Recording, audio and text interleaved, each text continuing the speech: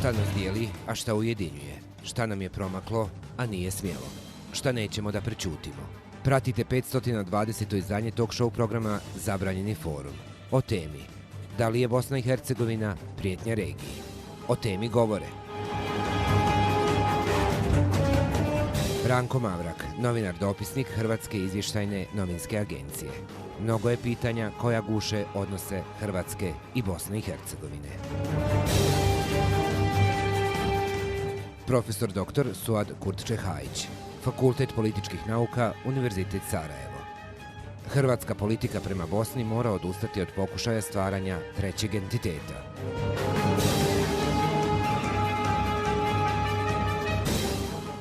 Borislav Marić, Srpska demokratska stranka, ambasador Bosne i Hercegovine u više mandata. Pritisci na pravosuđe i institucije Bosne i Hercegovine koji dolaze iz Hrvatske su nedopustivi.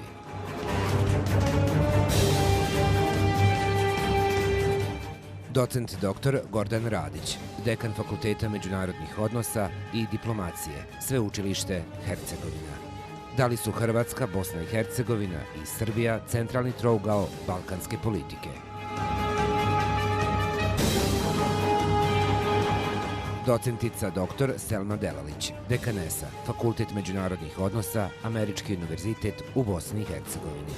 Inicijativa hrvatske predsjednice gospođe Kolinde Grabar-Kitarović usmjerena ka najvišim američkim i evropskim zvaničnicima za izmjenu Dejtonskog mirovnog sporazuma i uspostavljanje Bosne i Hercegovine kao u potpunosti funkcionalne države je za pohvalu.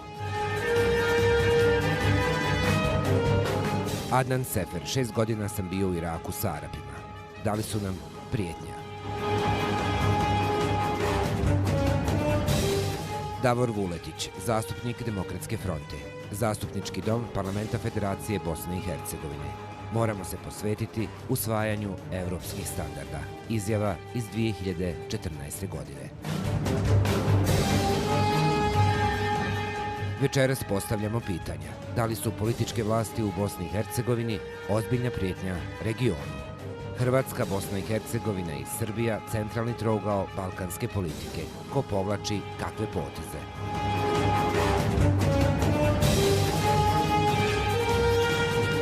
Kraj 2016. godine ne donosi baš najbolje političke odnose Bosne i Hercegovine sa Hrvatskom i Srbijom. Kako ih relaksirati? Mladen Ivanić, Tomislav Nikolić ne dolazi u Bosnu i Hercegovinu zbog loših odnosa sa Bakirom Izetbegovićem. Dragan Mektić, Hrvatska traži politiku konflikta i sveti se Bosni i Hercegovini zbog Orašja. Komentarišite i vi temu emisije. Mail adresa zforum@pink.co.ba. Dežurna telefonska linija 033 227 227. Recite nam vaše mišljenje. Nova banka, Sarajevska pivara i Globtur vam predstavljaju publiku u studiju. Profesori i studenti Fakulteta međunarodnih odnosa i diplomacije, Sveučilište Hercegovina. Profesori i studenti Američkog univerziteta u Bosni i Hercegovini. Večeras razgovaramo o temi: da li je Bosna i Hercegovina prijetnja regiji? Nakon kratkog zatišja ponovo zategnuti odnosi između Zagreba i Sarajeva. Razlog nedavna izjava hrvatske predsjednice Kolinde Grabar-Kitarović u kojoj je upozorila na opasnost od povratka hiljada ekstremista sa sirijskog ratišta u Bosnu i Hercegovinu. Mislim da doista trebamo svi pogledati istini u oči i suočiti se nažalost sa trendovima koji dolaze, uključujući i povratnike iz takozvane islamske države, dakle iz borbi iz Iraka u Sirije i Sirije kojih je već nekoliko tisuća. Na ovu izjavu oštre reakcije stigle su i Sarajeva. Član predsjedništva BiH Bakir Izetbegović smatra da bi svi lideri u regionu trebali 2 puta razmisliti prije nego se upuste u komentarisanje situacije i problema u susjednim državama. I vi imate svoj ekstremizam, poručio je Bakir Izetbegović hrvatskoj predsjednici u pisanom odgovoru. I u Hrvatskoj buja ustaški ekstremizam i Hrvati odlaze na strana ratišta poput ukrajinskog. U Jasenovcu je otkrivena spomen ploča s nacističkim pozdravom. Javnost se čudila nekim fotografijama s ekstremističkim barjacima, pa smo i mi iz Bosne i Hercegovine izbjegavali da takve pojave komentarišemo. Nadam se da će predsjednica Grabar-Kitarović u buduće postupiti tako, odnosno brinuti o vlastitom dvorištu, a nama prepustiti brigu za naše, kazao je Izetbegović. Reagovao je i državni ministar sigurnosti Dragan Mektić. Poruka koju kaže da se očekuje hiljade islamskih ratnika koji se vraćaju u Bosni i Hercegovini, pa to je nebuloza. Pa to je čista nebuloza, nevjerovatno sa kakvom konstrukcijom konstruišu i barataju. Ne znam samo šta je krajnji motiv, a pretpostavljam da je motiv orašje. Zato što je definitivno došlo na red da neko odgovara i za zločine koji su počinjeni na Srbima i sad na ovakav način treba se svetiti čitavoj Bosni i Hercegovini, destabilizovati Bosnu i Hercegovinu zbog toga što je počinjeno. Mektić tvrdi da izvještaj SIPA na koji se poziva predsjednica Kitarović ne postoji. Evo da vam brojem tačno kažem da je ukupno na sirijsko-iračkom ratištu boravilo 226 punoljetnih državljana Bosne i Hercegovine. Imamo ime i prezime za svakog čovjeka koji boravi dole i da se trenutno sada na sirijsko-iračkom ratištu nalazi 115 bosansko-hercegovačkih državljana. Njih 40 što se vratilo u Bosnu i Hercegovinu, svi su obuhvaćeni da li krivičnim progonom ili prikupljanjem operativnih mjera i podataka vezano za njihovo procesuiranje. Stavove hrvatske predsjednice Kolinde Grabar-Kitarović u Banja Luci je branio predsjednik glavnog vijeća Hrvatskog narodnog sabora Božo Ljubić. Izjave gospođe predsjednice zapravo nisu izrečene bez osnova i nisu izrečene na pamet. Ne treba smetnuti s uma da gospođa predsjednica Hrvatske uživa veliki ugled u svijetu, da je na mjesto predsjednice Republike Hrvatske došla sa mjesta pomoćnika generalnog tajnika NATO-a i da sigurno s pozicije članice NATO saveza i članice Europske unije sigurno dijeli određene informacije koje te asocijacije posjeduju. Prema tome sigurno gospođa predsjednica nije ništa govorila na pamet. S obzirom na iskustva, Bosna i Hercegovina je veoma osjetljiva na izjave i susjedstva. Najnovija dešavanja, osim što su propraćena žestokim prepucavanjima političara, ovaj put uspjela su posvađati čak i televizijske voditelje.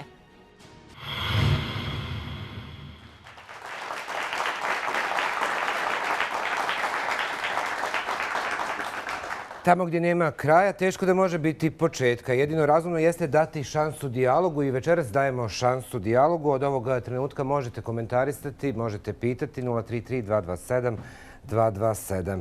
Jedna od najvećih svjetskih igara ovog trenutka se vodi u Bosni i Hercegovini s mogućim nesagledivim posljedicama ne samo za tu državu, već i širi u regionu. Pišu u jednom izvještaju koji će uskoro biti stavljen na sto novog američkog predsjednika Donalda Trumpa. Otkriva Zagrebački globus. Profesore Kurčahajiću, šta vi kažete? Jeste čitali ovaj tekst? A šta kažete na ovaj navode? Hoćete da vam dalje čitam? Ajde. Prema pisanju ovog nedeljnika obavještajne zajednice budno prate proces u toj državi, našoj državi, u kojoj se odvija jedan od najvažnijih procesa u svjetskoj politici.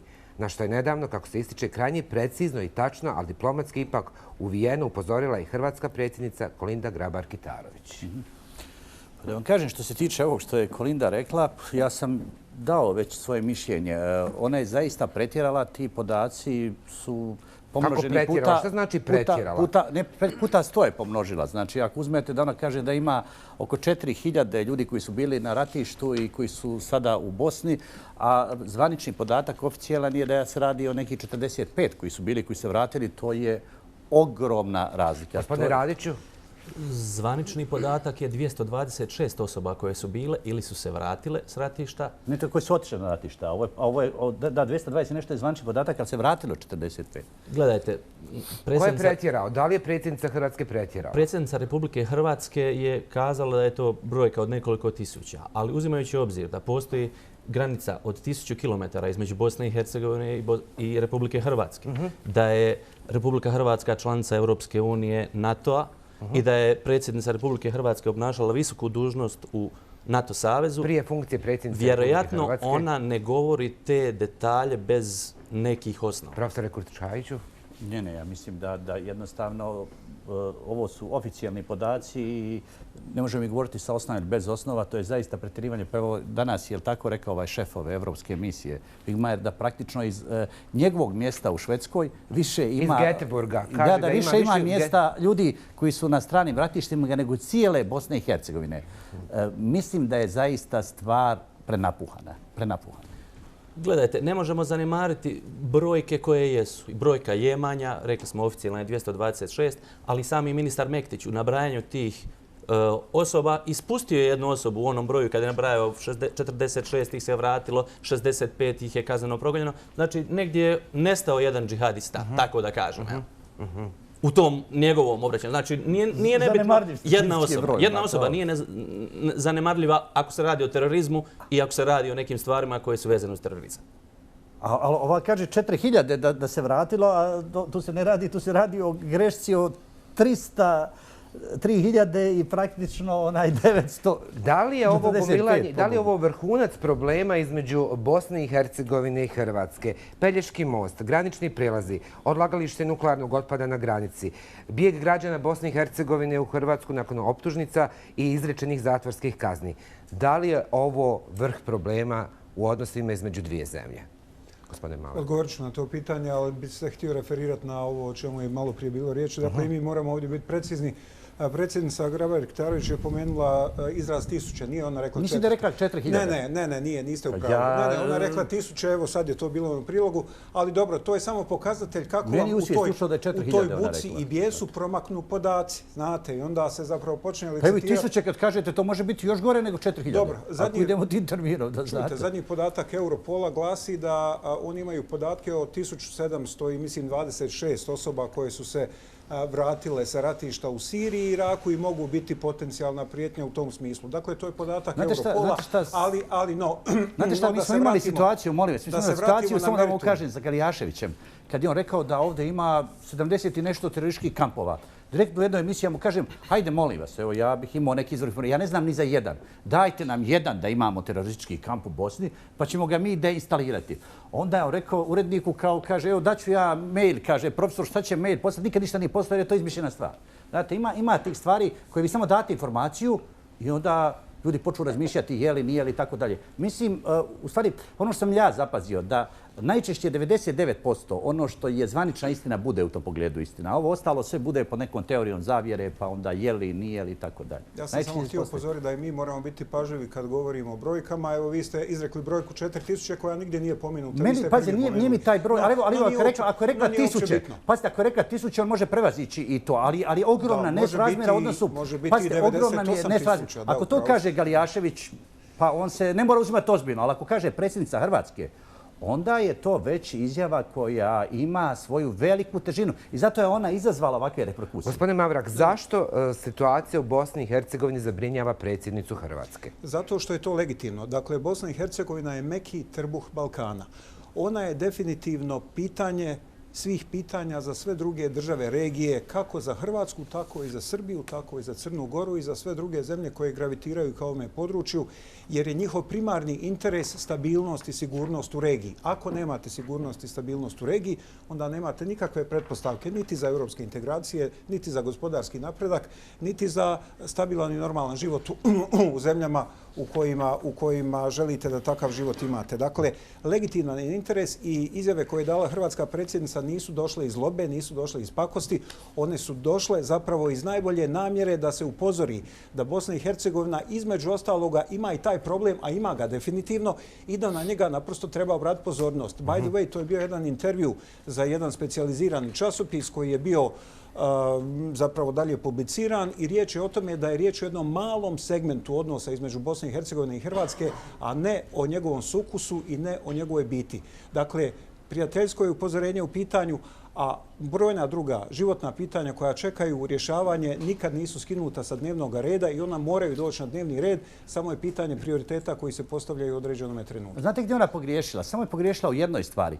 Da Bosna nije prijetnja regiji, nego postoji prijetnja Bosni. Da kažem, prijetnja Bosni postoji. Da li su onda političke vlasti u Bosni i Hercegovini prijetnja cijeloj regiji? Ne, molim vas. Ja ću tačno naznačiti situaciju. Politika koju vodi Milorad Dodik, koja vodi u pravcu najave novih nelegalnih referenduma, uključujući mogućnost referenduma za nezavisnost manjeg entiteta, može dovesti do narušavanja mira u Bosni i tada može doći do toga o čem Kolinda, predsjednica, govori, tad može doći do te opasnosti koja može utjecati i na Hrvatsku. Ali vi isto tako kažete, citiram vašu izjavu, hrvatska politika prema Bosni mora odustati od pokušaja stvaranja trećeg entiteta. Zatvoren citat. Odakle vam to da hrvatska politika insistira na tome? Da vam samo kažem, ovo morate znati. Znači, prva paradržavna tvorevina je bila Hrvatska zajednica Herceg-Bosna, oformljena je na dan kad je pao Vukovar. Pričali smo o tome. 18. novembra 1991. godine. Dobro. I vi znate da je poslije 28. avgusta proglašena 1993. Hrvatska republika Herceg-Bosna. Pod uticajem praktično američke politike to je deinstalirano. Ali ja ću vam reći u dijalozima koje vodim, imao sam skoro dijalog gdje je onaj predstavnik u Domu naroda bukvalno ukazivao da je unešen... Mario, ne znam prezime, da je unešena praktično ta Herceg-Bosna u državu Bosnu. Pravno, ću vam reći, jer sam i pravo doktorirao, desi li se bilo koji problem sa Dejtonskim ugovorom, desi li se njegovo poništenje eventualno, mi se vraćamo na pravnu situaciju koja je bila bez entiteta. 6. i 7. aprila Bosna i Hercegovina je priznata kao nezavisna država bez ikakvih entiteta, kao takva je primljena u Ujedinjene nacije. Međunarodno pravo ne poznaje niti manji entitet, niti tu Herceg-Bosnu. U tom pogledu imamo to prethodno stanje. Znači, pokušaj priče koju ja vidim, evo prije par dana je dao Dodik, predsjednik tog manjeg entiteta, za N1 intervju, gdje on govori o nekakvom unošenju tog entiteta u državu Bosnu. Ništa nije unešeno. Znači, taj entitet nije postojao ni u kakvoj formi, osim u formi razgovora i on je prvi put verificiran, ali nikako kao državna zajednica, niti jedinica, nego je 21. novembra. Ako mogu samo replicirati kolegi Kurčehajiću, vezano za izraz manji entitet, to je nešto što je neka dominacija nad nečim i što ne treba spominjati na taj način. Bez obzira, postoji entitet Federacija Bosne i Hercegovine i Republika Srpska. Zašto naglašavati manji entitet? Ali samo da znaš da se u Ustavu pominje, ovo da znate svi, u Ustavu se pominje ovako, da će se Bosna sastojati iz Federacije Bosne i Republike Srpske. Nakon toga, samo da znaš, 9 puta ide termin entiteti. Znači, termin entiteti su ustavna kategorija. Molim vas, citiram, inicijativa hrvatske predsjednice, gospođe Kolinde Grabar-Kitarović, usmjerena najvišim američkim i evropskim dužnostima za izmjenu Dejtonskog mirovnog sporazuma i uspostavljanje Bosne i Hercegovine kao posve funkcionalne države je za vas šta? Takva ideja je meni pozitivna. Ja ću vam reći, Dejtonski sporazum je okov Bosni. Nama su nametnuli državu sa greškom i traže od nas da mi jednostavno ispunjavamo sve uslove koje Evropa traži. To bi bilo kad bi se sad u Sejnu Boltu... Bosne i Hercegovine nije abdiciralo... ...i rekli, ajde trči ko nekad. Predsjedništvo Bosne i Hercegovine nije abdiciralo nadležnosti na Kolindu Grabar-Kitarović. Nije ovlastilo da govori o tome. Da vam kažem, Hrvatska je potpisnica Dejtona. Znači, jedna od ugovornih strana. Mnogi brkaju. Ja sam slušao kad Dodik kaže da je Srbija, kad je Vučić rekao kada je Srbija garant. Nije Srbija garant. Ne, samo da pojasnim. Srbija i Hrvatska su potpisnice Dejtona, ugovorne strane. Gospodine Mariću. Sačekat ćemo profesora da kaže... Pitam vas, izvolite. Jesam dobio riječ? Da, izvolite. Hvala lijepo. Prije svega da se fokusiramo na vaše pitanje kad je u pitanju izjava njene ekscelencije gospođe Kitarović, predsjednice Republike Hrvatske. Iz mog ugla, kao diplomate, očigledno se radi o takozvanoj apsorpcionoj spoljnoj politici, prevedeno na narodni jezik, je to u stvari odvraćanje od prioriteta, kako mi nekad kažemo, zamjena teza. Zamjena teza? Zamjena teza. Očigledno se nalaze neki problemi u Republici Hrvatskoj i gospođa je kao što ste vidjeli, zbog nekih problema koji se desili u Republici Hrvatskoj. Hoćete reći skretanje sa problema u Hrvatskoj na Bosnu i Hercegovinu? Ima toga, samo malo. Molim vas, dozvolite samo, vrlo je bitno. Radi se o tome da ne misli neko da ja imam neke zlobne namjere kad to kažem. Tačno je, pored postojanja realnih prijetnji kad je u pitanju terorizam, postoji, ali to je kao i kod drugih evropskih država, to je danas naglasio u ostalom i gospodin Vigemark. Dobro, to je naglasio, a to je jako bitno. Znači, Bosna i Hercegovina ima realnu prijetnju terorizma, o tome moramo da brinemo, ali kao što smo vidjeli iz izlaganja našeg ministra iz Srpske demokratske stranke, izvinjavam se, to je tako, to je fakt, čovjek je realno rekao, postoji prijetnja, ali o potrebi uveličavanja mislim da nema potrebe da se uveličava, nego da se borimo, a još nešto, molim vas, ima još nešto. Gospođa, njena ekscelencija, predsjednica je iskusni diplomata, ona prekrasno zna kojim se putevima obavještava susjedna prijateljska zemlja i to su podaci koji ne treba da ugledaju svjetlo dana zato što se radi o obavještajnim podacima koji se treba da iskoriste u saniranju situacije. Dobro, gospodine Mavrak. Da zaključim. Zaključite. Evo, mislim da treba da se relaksira situacija. Kako ćemo relaksirati? Na način da će predsjednica sigurno, evo vidimo kod istupa gospodina predsjednika vlade Republike Hrvatske, gospodina Plenkovića, kad je komentarisao situaciju i događaj u Jasenovcu kao delikatan, to govori da će sigurno konkretno nešto da se uradi u saniranju te situacije i sprečavanja daljeg. Sigurno će i predsjednica, pošto je izvršna vlast u Hrvatskoj, ajde da kažemo, najjača, ovo je simbol, predsjednicu simboli više, ja iskreno izražavam optimizam i hvala vam na ovoj emisiji koja je jako bitna. Pravimo dijalog. Ovo je za početak. Gospodine Mavrak. Ohrabrujuća vijest koju sam ja danas čuo je došla iz Brisla. Ovo što je sastanak. Dakle, tamo su se sastali gospoda Plenković i gospodin Zvizdić. Dogovorili su vrlo konkretno da se... Evo, gospodin Plenković. Evo izjava gospodina Plenkovića. Kad već pominjete. Svega mi je bilo zadovoljstvo danas se susresti sa premijerom, kolegom i prijateljem Denisom Zvizdićem. Mislim da je ovo danas vrlo bitan korak u provedbi sporazuma o stabilizaciji i pridruživanju. Drago mi je da je protokol potpisan. On će pridonijeti još boljim gospodarskim i trgovinskim odnosima između Hrvatske i Bosne i Hercegovine. I veselim se isto tako da je povjerenik Han prošlog tjedna bio u Sarajevu, da je donio upitnik i da to znači početak jedne nove faze koja će nakon podnošenja zahtjeva za članstvo Bosne i Hercegovine u Europskoj uniji omogućiti sada svim razinama državne uprave na razini Bosne i Hercegovine da se aktivno uključe u izradu odgovora.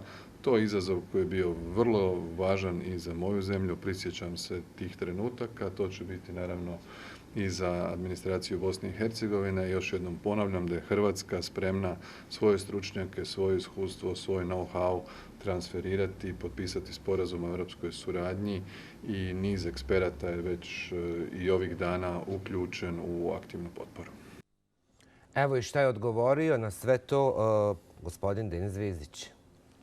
Meni je bilo zadovoljstvo opet se susresti sa uvaženim premijerom, kolegom i prijateljem Plenkovićem, koji zaista postaje jedna od najvažnijih ličnosti za stanje u našem regionu i u našim odnosima prema Evropskoj uniji. Njegove poruke i njegove djelovanje, posebno u odnosu prema Bosni i Hercegovini, su zaista poruke koje su umirile situaciju koju smo imali u posljednjih par mjeseci, ali isto tako u stvari dale vrlo značajan poticaj i novu energiju za evropske integracije Bosne i Hercegovine. Prije svega to su bile zaista državničke poruke i mi Hrvatsku i doživljavamo kao jednog od najvećih prijatelja i promotora evropskog puta Bosne i Hercegovine i opće normalizacije stanja i kvalitetnijih odnosa u čitavoj regiji.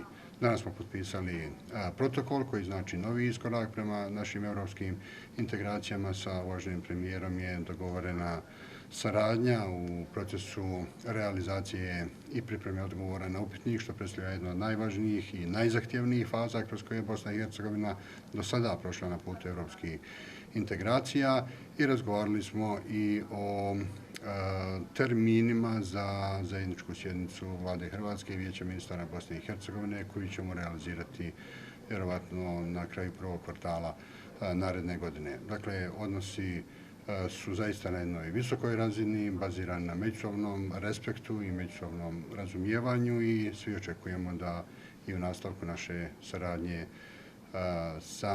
same relacije i personalne i institucionalne budu takve da vode ka pozitivnim procesima i u Bosni i Hercegovini i u kompletnom regionu.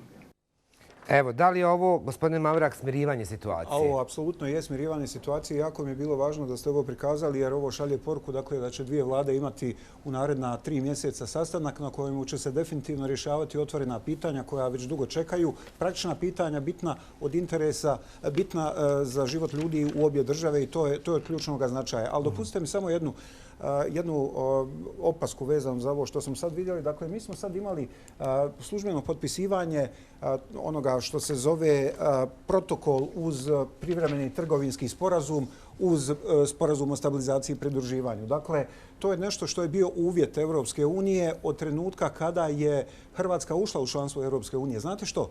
Bili su ljudi u Bosni i Hercegovini na tragu razmišljanja da Bosna i Hercegovina to nikad ne treba potpisati, da je to na njenu štetu. Dakle, oni koji su tvrdili da štite interese Bosne i Hercegovine zapravo su joj ukrali vrijeme, kočeći njen put na putu ka Europskoj uniji i blokirajući procese koji su se mogli završiti prije godinu, dvije, možda čak i 3. Ista je priča sa mehanizmom koordinacije. Ja se bojim da će se priča sa ovim upitnikom čuvenim također rastegnuti zbog problema u samoj Bosni i Hercegovini. I kad sam rekao da je Bosna i Hercegovina prijetnja stabilnosti regije, onda govorimo o toj vrsti problema koju Bosna i Hercegovina generira po defaultu i onda naravno komplicira stanje u regiji jer nije susjedima svejedno vidjeti kako se ovdje stvari kompliciraju i kako ne funkcioniraju. Mislim da je ovo dobar put, ovo je odličan način da se izbjegnu besmislene rasprave koje ne vode nikamo i da se jednome stavi točka zapravo na ono što je podgrijavanje atmosfere na nepotrebni način, a zapravo nema koristi ni za koga. A mogu li ja nešto? Znači, što je meni simptomatično? Evo, danas smo u fokusu šta je rekla Kolinda, kako stvari funkcioniraju. Ja ću vam reći nešto iskreno. Opasnost Bosni, neuporedivo veća, prijeti od još uvijek politike koja nije iščezla, to je velikosrpska politika. Ja sam pročitao, recimo, kompletan memorandum Beogradski 2012. To je novi memorandum. Ovo što Dodik radi na fonu je potpuno toga. Ono što ću vam ja reći, malo prije sam rekao ove greške koje je napravila Kolinda u vezi broja. Međutim, ona je formulaciju o tome da je Bosna prijetnja regiji napravila pogrešno. Mora biti potpuno otvoren. Da je ona rekla da politika koju vodi Dodik je politika koja može biti jako opasna za Bosnu i Hercegovinu, što je realnost. Jer pretpostavimo samo da Dodiku prođu sljedeći referendumi i da se okonča referendumom za nezavisnost. To je sad jedna pretpostavljena situacija koja je recimo za 2018. planirana ako budu pretpostavke napravljene. Jer vi znate do čega može dovesti jedan takav referendum i do kakvog haosa? Pretpostavljam da je ona, kada je davala tu izjavu, ona je to mislila, ali je pogrešnu formulaciju dala. Ali jeste pročitali tajni dokument NATO-a? Da. Evo, to je 13. decembar. NATO spreman da interveniše na Balkanu. Povjerljivi dokument NATO-a o sigurnosti na Balkanu, u kojoj je hrvatski Večernji list ekskluzivno imao uvid, usvojen je na sastanku šefova diplomatija ovog mjeseca. NATO je spreman da operativno interveniše na Balkanu kad to bude potrebno kako bi se spriječio međuetnički sukob i promovisao sigurnost i stabilnost. Piše u tajnom dokumentu NATO-a o situaciji na Zapadnom Balkanu. Dokument u koji je Večernji list ekskluzivno imao uvid u Briselu raspravljen je i usvojen na sastanku ministara spoljnih poslova ovog mjeseca. U njemu je detaljno opisuje dvije vrste prijetnji s kojima su suočene države u jugoistočnom hrvatskom susjedstvu. Destabilizirajuće ponašanje Rusije i rastući ekstremizam i radikalizacija kao posljedica povrataka stranih boraca iz Sirije i Iraka. U dokumentu se navodi broj od približno 260 stranih boraca koji su iz BiH otišli u borbu na strani terorističkih organizacija Islamska država i Al-Qaida u Iraku i Siriji.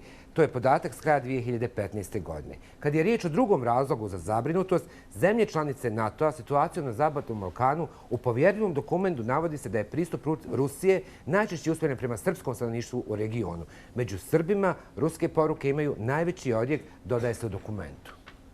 Ja posebno reću vam... Šta to znači? Znači da... Pa pazite, ja ću... Šta ovo znači? Bosna ima realnu opasnost. Znači, ja sam rekao, Bosna ima opasnost u ovom momentu biti potpuno konkretan. Od koga? Od politike koju vodi predsjednik tog manjeg entiteta Milorad Dodik. Gospodin Mariću, pravimo dijalog. Dobro, samo da dovršim. Vi ste jasni, profesor, jasni ste, pošto ste već nekoliko puta ponovili. Dozvolite, ali već ste nekoliko puta ponovili. Ali dozvolite, prvo ste rekli vezano za Dayton. Molim vas, vi kao uvaženi profesor, svjesni ste da promjene Daytona nema bez saglasnosti sve tri strane. Daj Bože da dođe to vrijeme kad sve tri strane budu saglasne. Samo malo, rekli ste mi kao pravnik, jer vi znate onda kao pravnik... Nisam ja pravnik, ja sam diplomata. Ne, ali ako ste mi rekli kao pravnik, ja vam moram reći da svaki ugovor, to je internacionalni ugovor, podliježe određenim pravilima. Neizvršenje bitne odredbe ugovora, evo sada nepoštivanje jednostavno zabrane dana 9. januara je toliko bitna povreda da drugoj strani može biti osnov da jednostavno izađe iz tog ugovora. To je jedan od načina prestanka ugovora. Dobro, nisam mislio ići u detalje, mislio sam u generalnom smislu promjena Dejtonskog mirovnog sporazuma koji vi nazivate okov, takav je kakav je, hvala dragom Bogu, zaustavio je tragične događaje. Ali ovo što ste naveli da još uvijek se dešava velikosrpska politika iz Beograda. Molim vas, želim da vas podsjetim da gospodin Nikolić, njegov ekscelencija predsjednik Republike Srbije, još uvijek čeka da gospodin Izetbegović bude saglasan da on posjeti. Vi znate koji su razlozi navedeni da on ne posjeti Sarajevo. Cilj, bez obzira što se radi o predsjedniku Republike Srbije, nije simbolično, ali je predsjednik, predsjedništvu bio je cilj i još uvijek postoji i nadajmo se da će se desiti u sljedećoj godini, da se desi prije svega kao jedna dobra volja da se krenu da rješavaju problemi. Vidite reakciju gospodina predsjednika vlade Vučića. Ispunjava ono što je obećao, da ne spominjemo, da ne otvaramo diskusiju. Uglavnom ono što je obećao 5 miliona evra. Ali izjava predsjednika Srbije da kaže, predsjednik Srbije, kao što je rekao Mesić kad je bio predsjednik Hrvatske, molim vas, bosanski Hrvati neka ne gledaju na Zagreb kao na svoje centralno mjesto, nego na Sarajevo. Nikada ni jedan predsjednik, koliko znam, Srbije, nije rekao bosanskim Srbima zaboravite u tom pogledu Beograd. Sarajevo je vaš glavni grad, kao što piše u Daytonu članu 1 stav 5. Pa nije rekao tako, ali rekao ovako. Gospodo, mi ne želimo da se miješamo u unutrašnje strani Bosne i Hercegovine kao države. Volimo Republiku Srpsku i meni je drago da to čujem. Jer zato što sa tim nikog ne vređa, ali kako jedan predsjednik Srbije može drugačije reći. Ali ovo što je rekao prvo, to je najvažnije. Poštujemo teritorijalni integritet i suverenitet Bosne i Hercegovine. Da volimo Republiku Srpsku, volimo i što je prirodno. Ali tvrdim vam odgovorno da, vidite sami, gospodin Nikolić kao bivši radikal uopšte nije nametljiv u smislu ovom što vi govorite. Predsjednica Hrvatske je u javnost i u svojim izjavama nametnula priču Daytona 2. Gospođa pored vas kaže da je to za pohvalu. I dalje stojite iza toga. Apsolutno, to je moj prvi tekst i tim tekstom nekako je i krenula, rekla bih, prilično negativna kampanja Hrvatske prema Bosni i Hercegovini.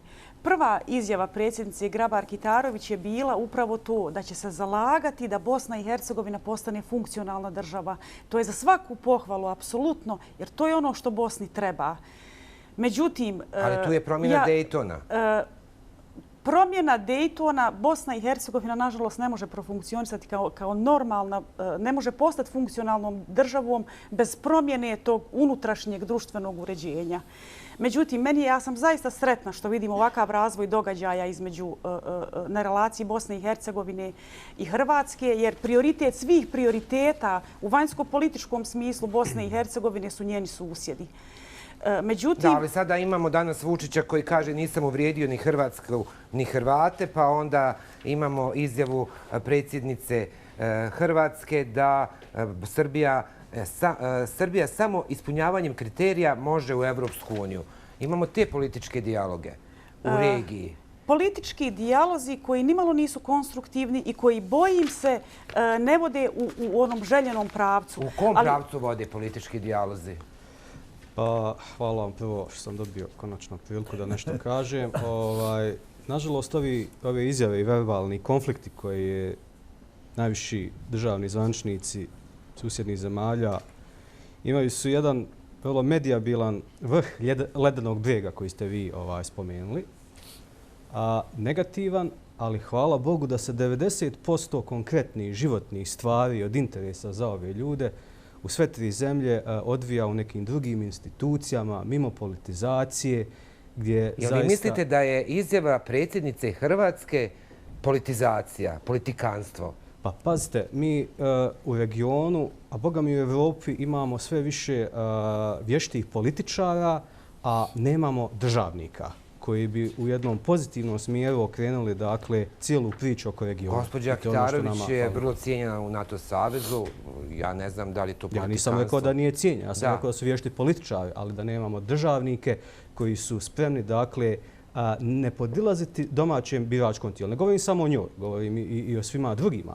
Već usmjeriti, onu priču u pravcu, našeg zajedničkog interesa prema Evropskoj uniji. Jer nije nama prijetnja niko, mi smo prijetnja najveća sami sebi što smo ovakvi kakvi jesmo. Upozorava Bosnu i Hercegovinu da mora se mijenjati svojom izjavom.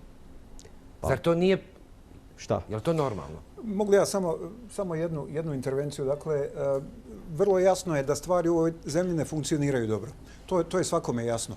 No poruka koja dolazi iz Hrvatske je da zapravo ljudi koji su ovdje, koji žive unutar Bosne i Hercegovine, moraju napokon shvatiti da ne mogu ovako vječito, da moraju preuzeti odgovornost za sudbinu svoje zemlje jer je to u interesu njihovom, ali i susjeda. Ja vam kažem u ovome trenutku uzmite Ustav Švicarske konfederacije, evo aklamacijom nek se on usvoji u svim parlamentima, ali mislite da će taj Ustav koji u Švicarskoj savršeno funkcionira, da će ovdje funkcionirati?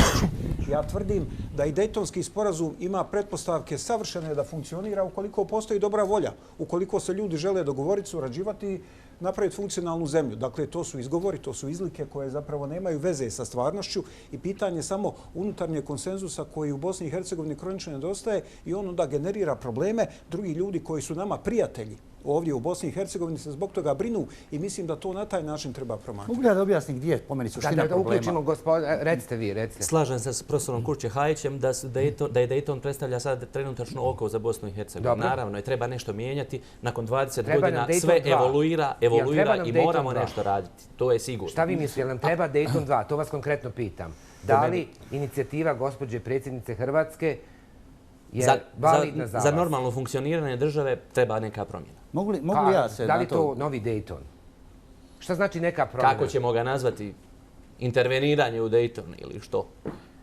Vidi, može se ostati... Gospodine Mariću, interveniranje u Dayton. Šta to znači? Da vam kažem. Šta znači to? Niko nije rekao da kad bi se stvorili uslovi, a ja to zovem idealnim, pa da sve tri strane kažu idemo u to. I to na kraju krajeva Dayton i kaže. Mislite na strane u Bosni i Hercegovini? Da, mislim na Bosnu i Hercegovinu. Ali molim vas da obratimo pažnju, po mom mišljenju, imajući u vidu da je ovo dijalog. Ja mislim da je najvažnije kad je u pitanju Bosna i Hercegovina da mi stvorimo jednu atmosferu, jednu stabilnu političku situaciju koju objektivno nemamo. Ona je po meni uslov da se ide u druge oblasti, posebno kad je u pitanju najvažnija stvar u ovom momentu, to je ekonomija. Znači, zadaća političke elite u Bosni i Hercegovini bi bila prvo da stvorimo stabilnu političku situaciju. Jesmo li to u stanju? Ne znam ja da li smo to u stanju. To je cilj država, ekonomsko blagostanje njenog naroda. Halo, dobroveče. Dobroveče. Izvolite, šta vi kažete? Poštovanje, gospodine Aleksandre, evo čekao sam dugo. Bosna i Hercegovina napačena, jadna, krasna, lijepa zemlja, nije nikome opasnost.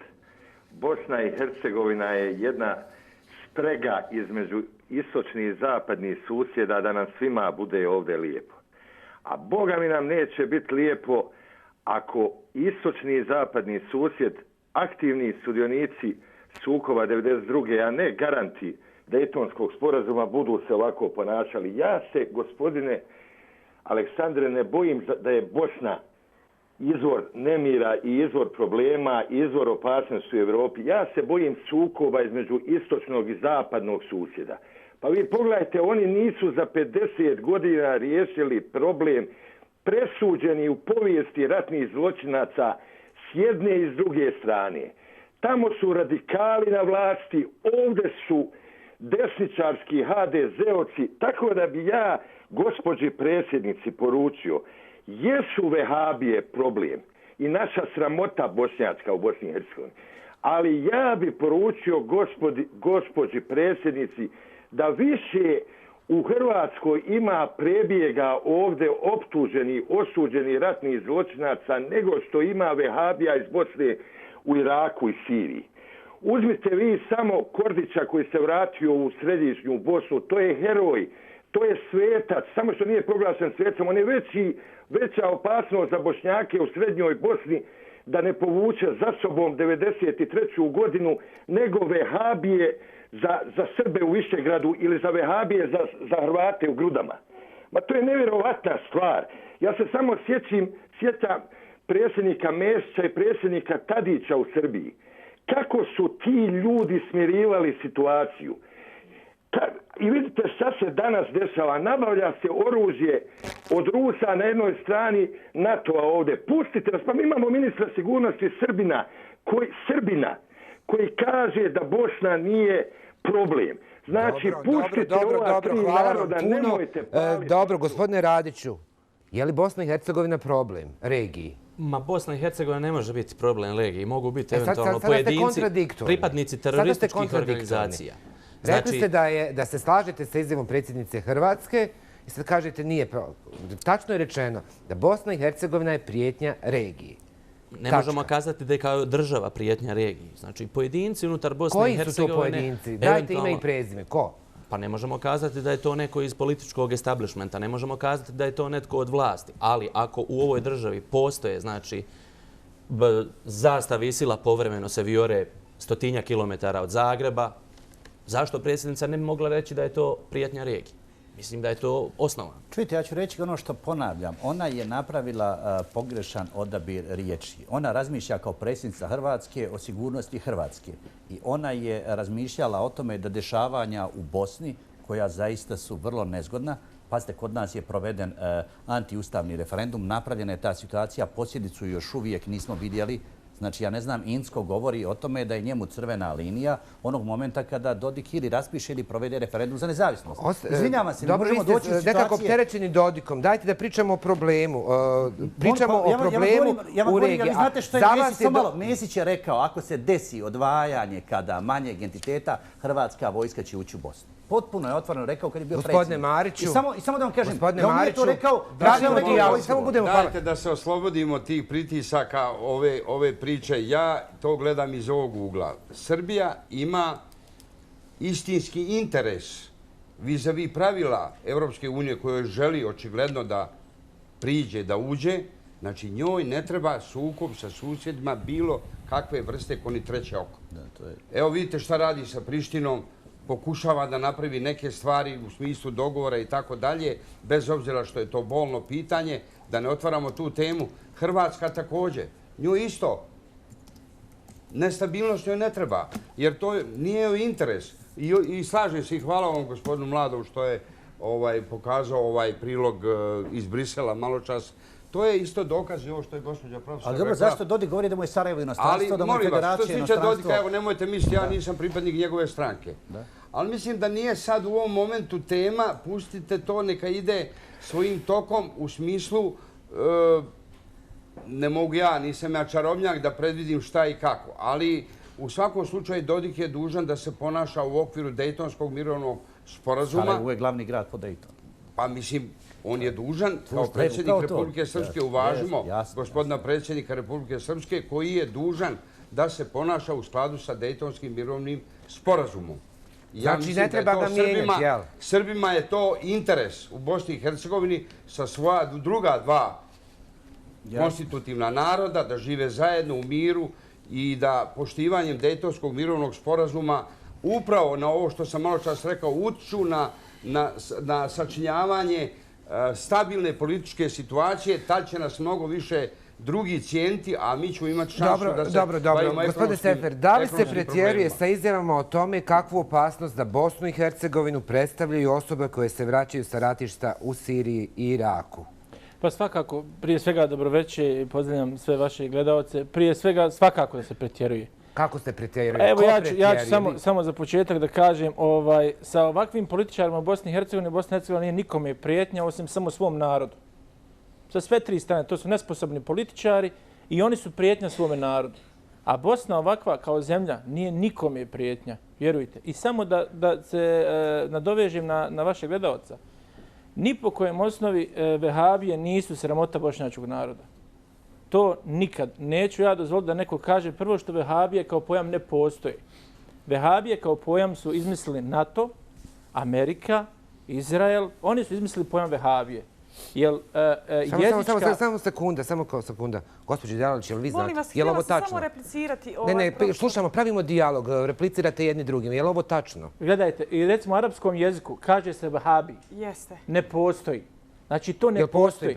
I oni kvalifikuju isto kao i mi. I oni se u arapskom svijetu boje vehabija isto kao i mi. A iste te vehabije, kad su bile poplave u Maglaju, prvi su otišli da pomognu. Vi koliko znate? Postoje i njima je kolijevka u Saudijskoj Arabiji. Gospodine Sefer? Vi se vezujete za 1700. godinu kada je pojavio se Ibn Vehab. Ali pazite, to kao element vehabizam ne postoji. Ljudi, mi se toga moramo riješiti. Vehabizam kao element ne postoji. Dobro, kod nas je sad uvriježen termin Salefije. Svakako, cijenim, svakako. Međutim, molim vas, imajte puno povjerenje u sigurnosne službe Bosne i Hercegovine. Sigurnosne službe Bosne i Hercegovine u svakom momentu znaju decidno ko je napustio državu, u kojem momentu i kada.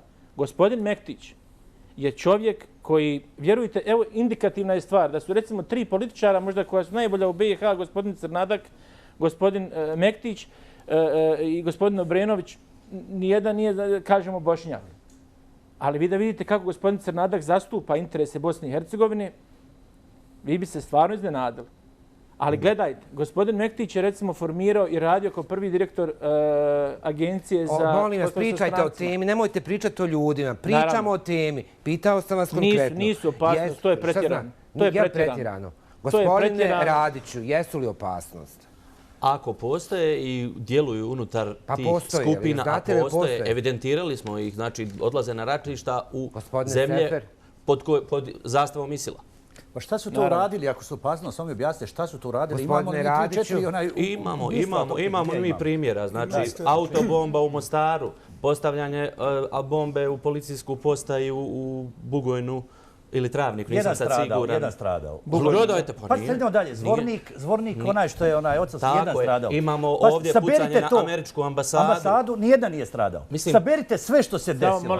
Pa ćete vidjeti, ali molim, saberite i uporedite sa drugim zemljama, pa ćete vidjeti situaciju da se to u pravu može nazvati gornja granica, ja bih rekao, te primarne efikasnosti. Ma dajte, molim vas, gospodine Kurčehač, nemojte pretjerivati. Pa pazite, na nivou Bosne od 4 miliona stanovnika ima 5 godina, 7 stradalo.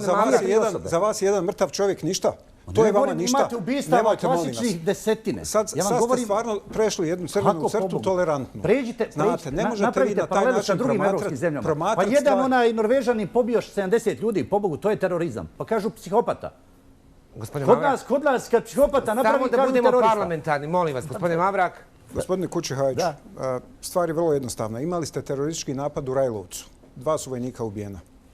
Imali ste teroristički napad u Zvorniku na policijsku postaju. 3. Ma čekajte, pa ne možete minimizirati. 4 u periodu 6-7 godina. Ma ne možete ljudski život niti jedan minimizirati. Ma kakav je to način? Uzmite Ameriku, molim vas, uzmite bilo koju zemlju na svijetu koja nešto znači. Hoćete me pustiti da završim, molim vas. Mislim, o čemu da vi govorite? Ja mislim da je svaki ljudski život podjednako vrijedan. Slažem se. I to se apsolutno ne smije minimizirati. Način na koji vi to pristupate je vrlo opasan. A imate 10 puta samoubistava više od toga što ste nabrojali. A to što Bosna i Hercegovina do sada nije bila hotspot za teroriste je činjenica vezana uz to da ona nije zemlja koja je relevantna. Razumijete da je kod nas nizak nivo, izuzetno nizak nivo tih dešavanja. Pa napravite statistiku sa samoubistvima, dobit ćete da je 10 puta više samoubistava nego toga što je bilo. Gospodine Kučehajiću, teroristička prijetnja u ovoj zemlji postoji. Ona je latentna, ona nije vidljiva u ovome trenutku, ali ona postoji ispod površine. Nemojte minimizirati stvari, nemojte govoriti da je istina ono što nije istina i obratno. Kako? Vi to radite. Ja vam kažem, postoji nešto što se zove statistika. Znate li šta bi moralo biti da bi to imalo osnova? Ma dajte, molim vas, pa nemojte biti... Imate, nabrali smo sada koliko 4 imamo ljudska života u kojih 7-8 godina. Ja vam kažem, uzmite statistiku, pogledajte, napravite parametre, doćete do situacije da je Bosna jedna od zemalja sa najmanjim nivom takvih dešavanja u tom pogledu. Sa bilo kojom drugom europskom zemljom mi uzmite. To ne znači da te opasnosti nema. Ne govorim ja da nema, ali vam kažem, napravite paralelu pa ćete vidjeti da ova tema može biti puno aktuelnija u drugim zemljama nego što je Bosna. Bosna je za sada zemlja sa jako relativnim nivom tog problema. To ne znači da ne treba obraćati pažnju. Znači, treba držati stvar pod kontrolom. Molim vas, po mom mišljenju ključnu lavinu problema je pokrenuo nesretan izbor riječi predsjednice Kolinde Grabar-Kitarović, odnosno generaliziranje. Bosna i Hercegovina, zaista kad jedna članica Evropske unije i NATO saveza, u stvari predsjednica te zemlje, kad kaže na skupu najvećeg NATO saveza, vojnog saveza u svijetu, kada kaže Bosna i Hercegovina je najveća prijetnja Hrvatskoj, to je zaista ima ogromnu težinu. Bosna i Hercegovina nikada nije bila, niti je danas. Ja vjerujem da nikad neće biti prijetnja nikome. Nemojte tako, nemojte da vjerujete. Vjerovatno, evo opet se gospodin Ali ja ne znam gdje je to izrečeno. Samo malo. Sljedeća generalizacija... Čekajte, gospođo, gdje je to kazano? Jeste javno, ona to rekla. U Kanadi je na skupu NATO saveza predsjednica Kolinda izjavila da je Bosna i Hercegovina najveća prijetnja Hrvatskoj. Sljedeća generalizacija, kažem, problem... Ali pogrešnu formulaciju, ali dobro rekla, pogrešnu formulaciju rekla Kolinda, ona je to drugačije. Sljedeća generalizacija i problem je u stvari što opet upotrijebila nesretnu riječ, a to je da se islam radikalizira. Drugim riječima stavlja muslimane, bošnjake predstavlja kao jedan radikalni element. Islam se ne radikalizira. Bosna i Hercegovina nije prijetnja, u Bosni i Hercegovini postoji jedna grupa ljudi koji su potencijalno teroristička prijetnja, ali po mom mišljenju ovaj problem je može se vrlo lako i efikasno riješiti. Gospodine Mavrak. Znate što, postoji procjena obavještajno sigurnosne agencije koju je tadašnji ravnatelj službe Almir Đuvo iznio o 3000 potencijalnih spavača. I on je tad kazao da vi znate što ja znam, vi ne biste oka sklopili. Prema tome, ja sad ne izmišljam stvari. Ja govorim o onome što je bilo u javnoj domeni i onome što su realne procjene. Postoje procjene sigurnosnih službi koje također ukazuju na činjenicu da postoji teroristička opasnost i ne možete ih minimizirati. Postoje ocjene islamske zajednice o osobama koje djeluju izvan struktura islamske zajednice, šire zapravo verziju islama koja je apsolutno različita od onoga što je zapravo stajalište islamske zajednice u Bosni i Hercegovini. Dakle, postoje žarišta potencijalne opasnosti i to je činjenica koju ne treba negirati. Ja ne znam zašto se mi uopće sporimo da je to kao opasnost prisutna u ovoj državi i da je to latentna pojava koja jednostavno treba biti na radaru svih ljudi koji brinu o sigurnosti ove zemlje. Tu nema ničega spornoga. I nema ničega lošega ako se na to podsjeća, jer to je stvar za zajedničku zabrinutost. Samo mi recite komentar jednog od članova predsjedništva, gospodina Bakira Izetbegovića. Vjerovatno ste ga čuli, on je to u pisanoj formi reagovao na izjave predsjednice Hrvatske. Koliko je to jedan kvalitetan politički dijalog? Pa to nije uopće dijalog, znate šta, to su vam monolozi koji zapravo služe za uveseljavanje javnosti i koji služe za pokazivanje mišića na jednoj vrlo površnoj razini i mislim da to nikome ne služi. To je dakle i kad se ljudi počnu svađati oko čokoladica i oko, mislim, moram se referirati, ja doista ne znam zašto je potrebno uvijek ući u taj neki čudni dijalog. Znam da je gospodin Mektić član SDS-a, pa zato kažem. On se recimo u kontekstu ove priče o tome koliko je točno ljudi odšlo u Siriju i Irak ratovati dotaknuo u konačnici Jasenovca. Mislim, pa kakve veze Jasenovac ima s tim?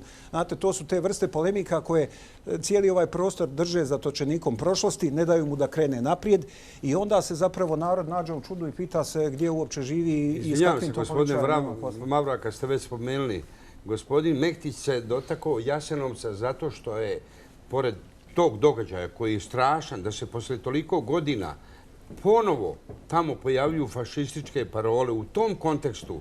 Dakle, gospođi Kolindi, ovo što sam ja rekao, koja je ušla, to je takozvana apsorpciona politika, to je odvraćanje od prave teme, zamjena teza. Bilo je potrebno, i na kraju krajeva vi znate da se desilo Orašje, hapšenje osumnjičenih. Već kad ste pomenuli, prostite, kad ste pomenuli Orašje, iz vaše političke partije i Srpske demokratske stranke smatraju Hrvatska vrši pritiske na pravosuđe Bosne i Hercegovine i institucije Bosne i Hercegovine, a sve zbog hapšenja 10 pripadnika HVO-a koje je tužilaštvo Bosne i Hercegovine tereti za ratne zločine počinjene nad srpskim stanovništvom na području Orašja. Iz SDS-a osuđuju takve pritiske i kažu, ukoliko Hrvatska zaista želi dobre komšijske odnose sa Bosnom i Hercegovinom, onda treba da poštuje sve žrtve u Bosni i Hercegovini i snage snage da osudi sve zločine koji su počinjeni, uključujući i onaj počinjen u Orašju. Svako drugo ponašanje državnog vrha Republike Hrvatske, nažalost, može biti protumačeno samo kao podrška ubijanju nehrvatskog stanovništva i glorifikacija zločina, navode iz SDS-a. Pa, čini mi se da je vrlo konkretno i jasno u kontekstu, znači, ko je god počinio ratni zločin, mora da odgovara. Ratni zločin, znači, Da li je zbog ovoga... Ima ime i prezime izvršioca. Da li je u pitanju general? Da li je u pitanju obični čovjek koji to izvršio? Kako vi gledate na ove majice Ratka Mladića, Karadžića koje se prodaju regularno u Banja Luci? To se zna, ljudi su na sudu. Škole se daju, domovi se daju Radovanu Karadžiću. Pazite, to radi oficijalna vlast u manjem entitetu. Ljudi su na sudu i dajte, molim vas, vrši se procesuiranje i pustimo sudu da napravi... Dobro. Jel vi čitate hrvatske Aleksandre, molim vas, postavili ste pitanje. Ja samo želim da, što bi se reklo narodski rečeno, podeblja. Stav je naše stranke, kogod je osumnjičen za počinjenje ratnog zločina, mora da odgovara i da dokaže ili da nije, ili ako jeste, da odgovara pred pravosudnim organima. Jel se Hrvatska miješa u pravosudni sistem Bosne? Pa na ovaj način, molim vas lijepo, u Orašju, kao što znate, da šta se desilo, ubijeni su silni srpski civili.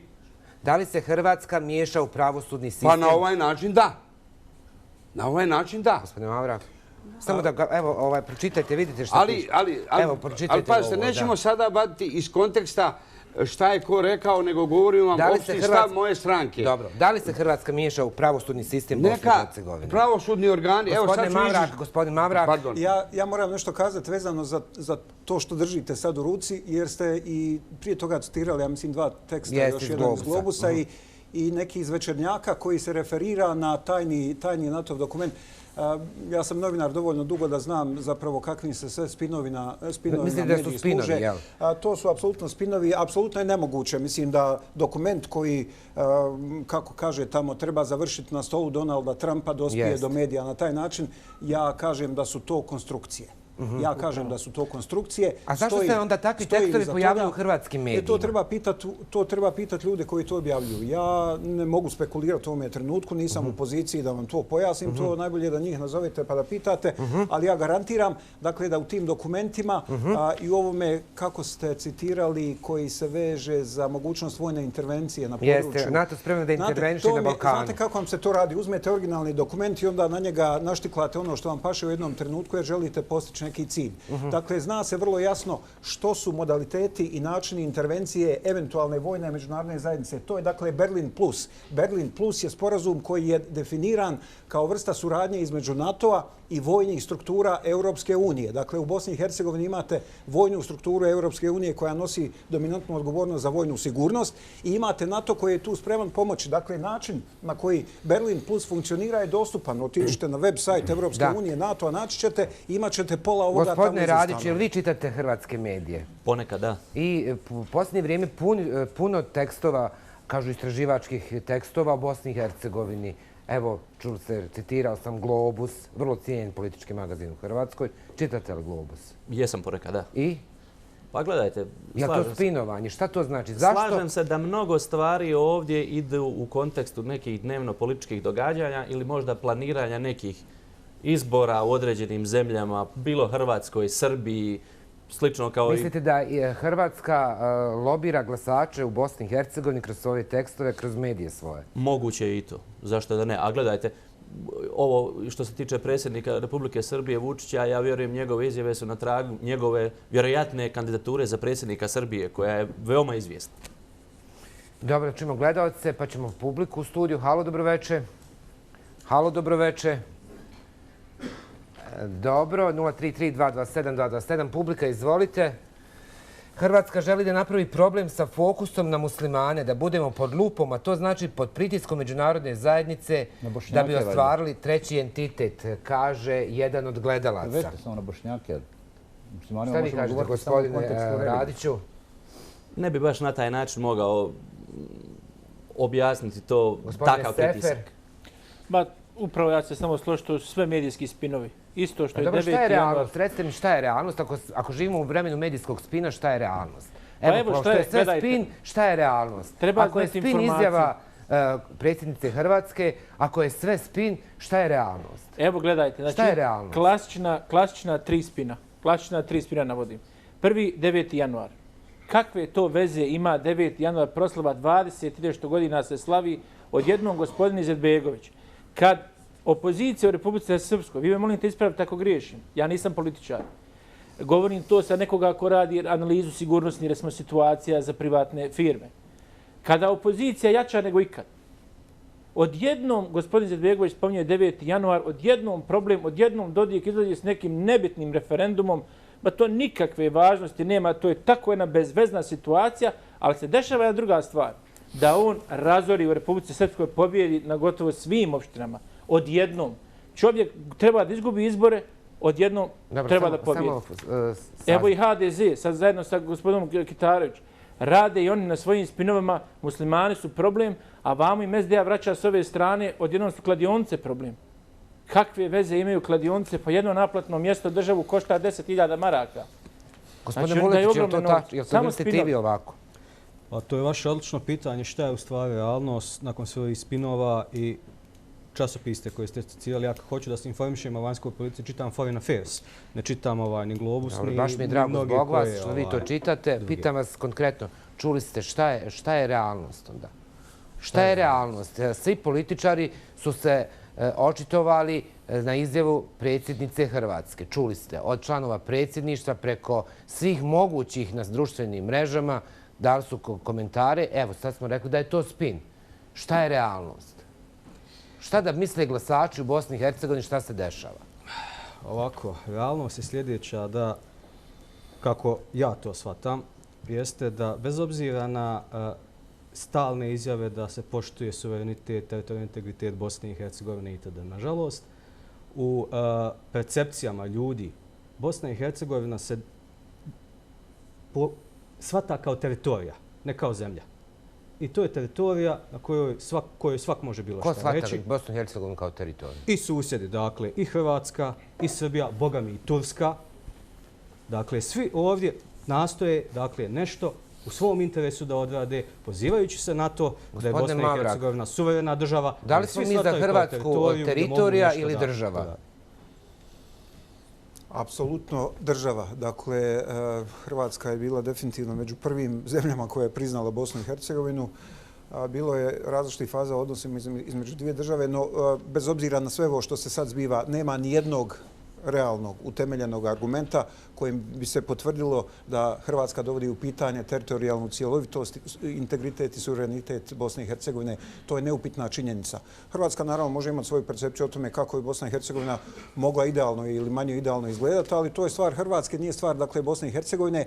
Sa stajališta onoga što je međunarodno pravo, nema nikakve dvojbe da Hrvatska prema Bosni i Hercegovini ima odnos punog uvažavanja i poštovanja. Isto tako i Srbija. Ja sam to rekao. Sve je to tačno, ali vidite, ali nije čak toliko problematično ni to što tako nas drugi percipiraju. Zato što mi sami sebe percipiramo tako. Ali gospodine Davore, dozvolite kad je u pitanju Republika Srbija, uzmite u obzir, nadam se da imam podršku svih mojih kolega, sagovornika i omladine. Republika Srbija ima izuzetne odnose sa Turskom, kao što znate, sa Rusijom, hoće da uđe u Evropsku uniju, pokušava i svoje probleme unutrašnje sa Prištinom, to je nedvojbeno, da riješi. Pa zar takva Srbija nije interes Bosne i Hercegovine? Gospodine Kurčajiću, postavljeno pitanje. Ne, ja se slažem. Jel se slažete vi? Da, slažem se. Politika koju vodi... Slažete se, jel? Idemo na reklame pa ćemo onda završiti. Nisam ni rekao kompletno na što se slažem. Pobogu, ne možemo tako voditi dijaloge. Mislim da doista trebamo svi pogledati istini u oči i suočiti se, nažalost, sa trendovima koji dolaze, uključujući i povratnike iz takozvane islamske države, dakle iz borbi iz Iraka u Sirije i Sirije kojih je već nekoliko tisuća. Gospodine Kurčajiću, zašto se slažete?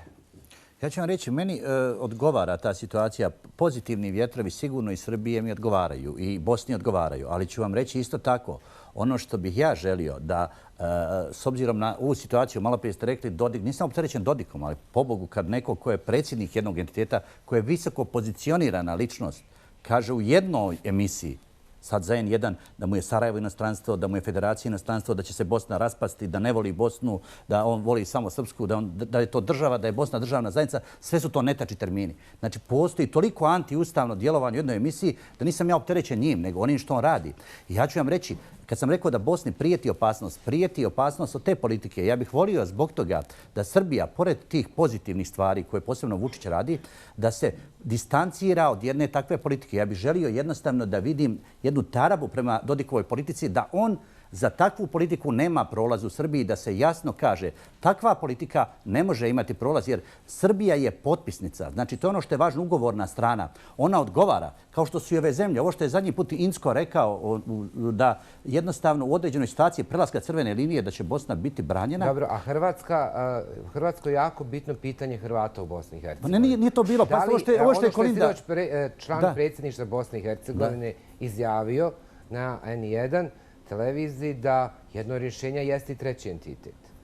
Da vam kažem, treći entitet je nešto što bi Bosnu dovelo jednostavno do potencijalne mogućnosti razlaza. Ako imate tri entiteta, samo recite dva protiv jednog kad se dogovore. Kako će Bosna opstati? Ne bi se složio u tom smislu da bi to bilo raspad Bosne i Hercegovine i razlaganje. Ako se dva dogovorila da neće Bosnu, ajte mi recite kako je Bosna mogla opstati. Trenutno smo u takvoj situaciji da Hrvati doživljavaju stalnu političku desubjektivizaciju Bosne i Hercegovine. Na temelju toga što im drugi biraju predstavnike u izvršne organe vlasti i to je temeljni problem koji jednostavno se mora riješiti. Na drugi način Hrvati neće moći drugačije razmišljati. Da mu netko nameće, da netko drugi bira za njega predstavnike iz reda hrvatskog naroda. To je nemoguće. Mi mislimo da Hrvati proporcionalno broju stanovnika najbolje su prošli u Bosni.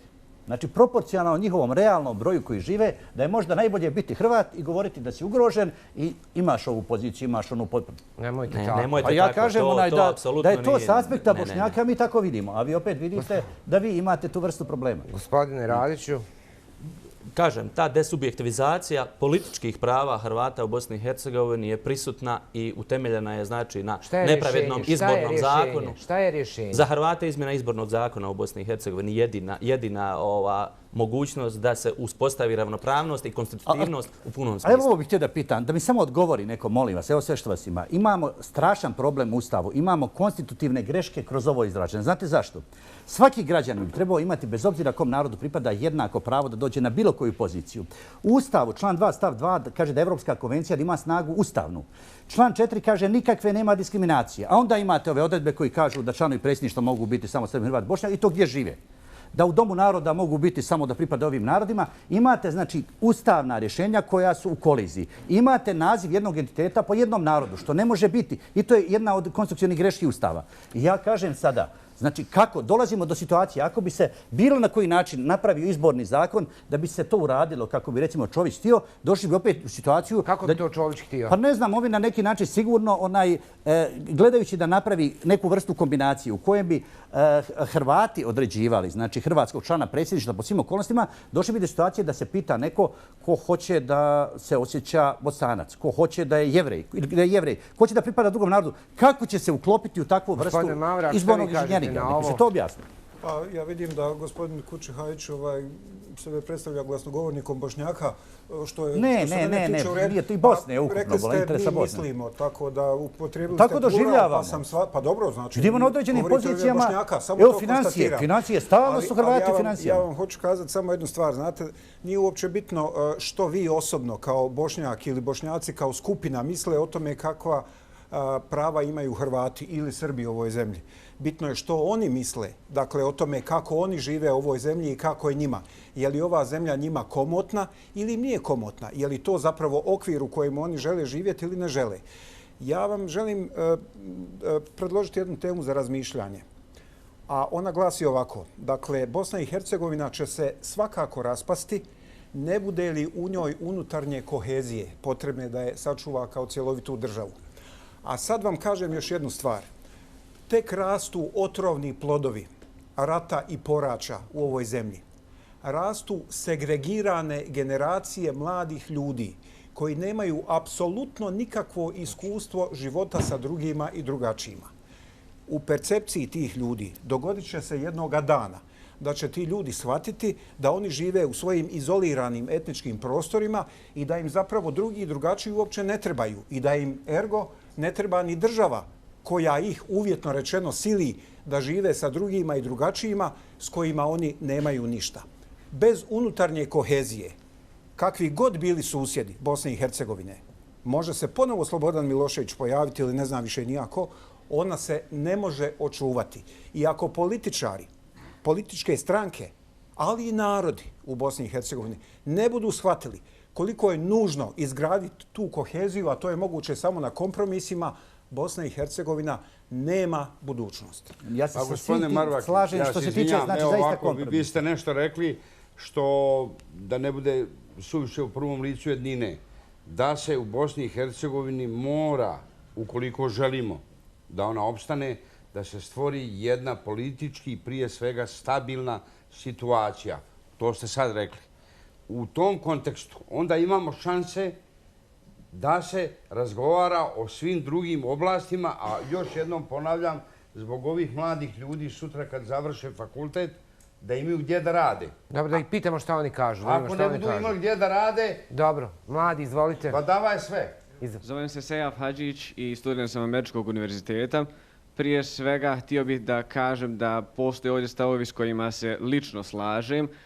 To da izjava gospođe Kolinde Grabar-Kitarović je samo skretanje sa nekih prioriteta, skretanje pažnje sa nekih prioriteta, slažem se s tim i smatram da cijelokupno ovaj diskurs na koji smo navikli na našim prostorima u kojem se prebacuje krivnja s jednih na druge, da u stvari odvraća pažnju od značajnijih problema kojima se svi trebali zabaviti. Smatram također da apliciranje za izmjenu Daytona, potencijalnu izmjenu Daytona je pozitivno, međutim, krajnje je vrijeme da se ovaj dijalog, ova priča cijela pretvori u djela i da neko od naših političara aplicira da se to promijeni i da se na taj način dođe do jednakih prava između svih naroda i konstitutivnih i oni koji se nazivaju ostalim, da svi dobiju ta neka određena prava kojima se teži i koja se nastoji dobiti.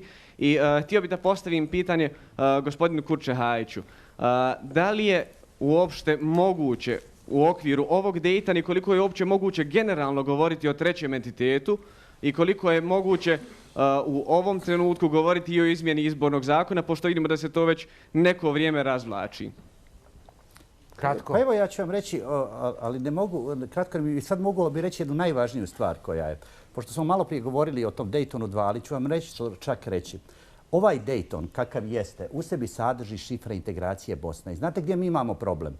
Ja sam vidio, recimo, kad je analiza tog ustava, stalno se zanemaruje odredba dodatnih nadležnosti. Vi vidite da, recimo, da Dodik prijetnje svodi na to, ako se ne vrate nadležnosti koje su im oduzete, da će ići na ove referendume. Ali moram ovo reći, nijedna nadležnost, da se zna, nije data državi Bosni, a da ona ne stoji kao mogućnost u ustavu. A znate gdje to stoji? Član 3 rješava pitanje nadležnosti. U stavu 1 su onih 10 taksativno navedenih, a ne 9, kako Dodik govori. Onda imate pretpostavljenu nadležnost da entitetima pripada ono što nije dato državi Bosni. Ali imate taj sjajni član 3 stav 5. Samo ću vam ga reći do kraja i on treba biti predmet analize u manjem entitetu. Imate tamo stručnjake. Znate šta on kaže?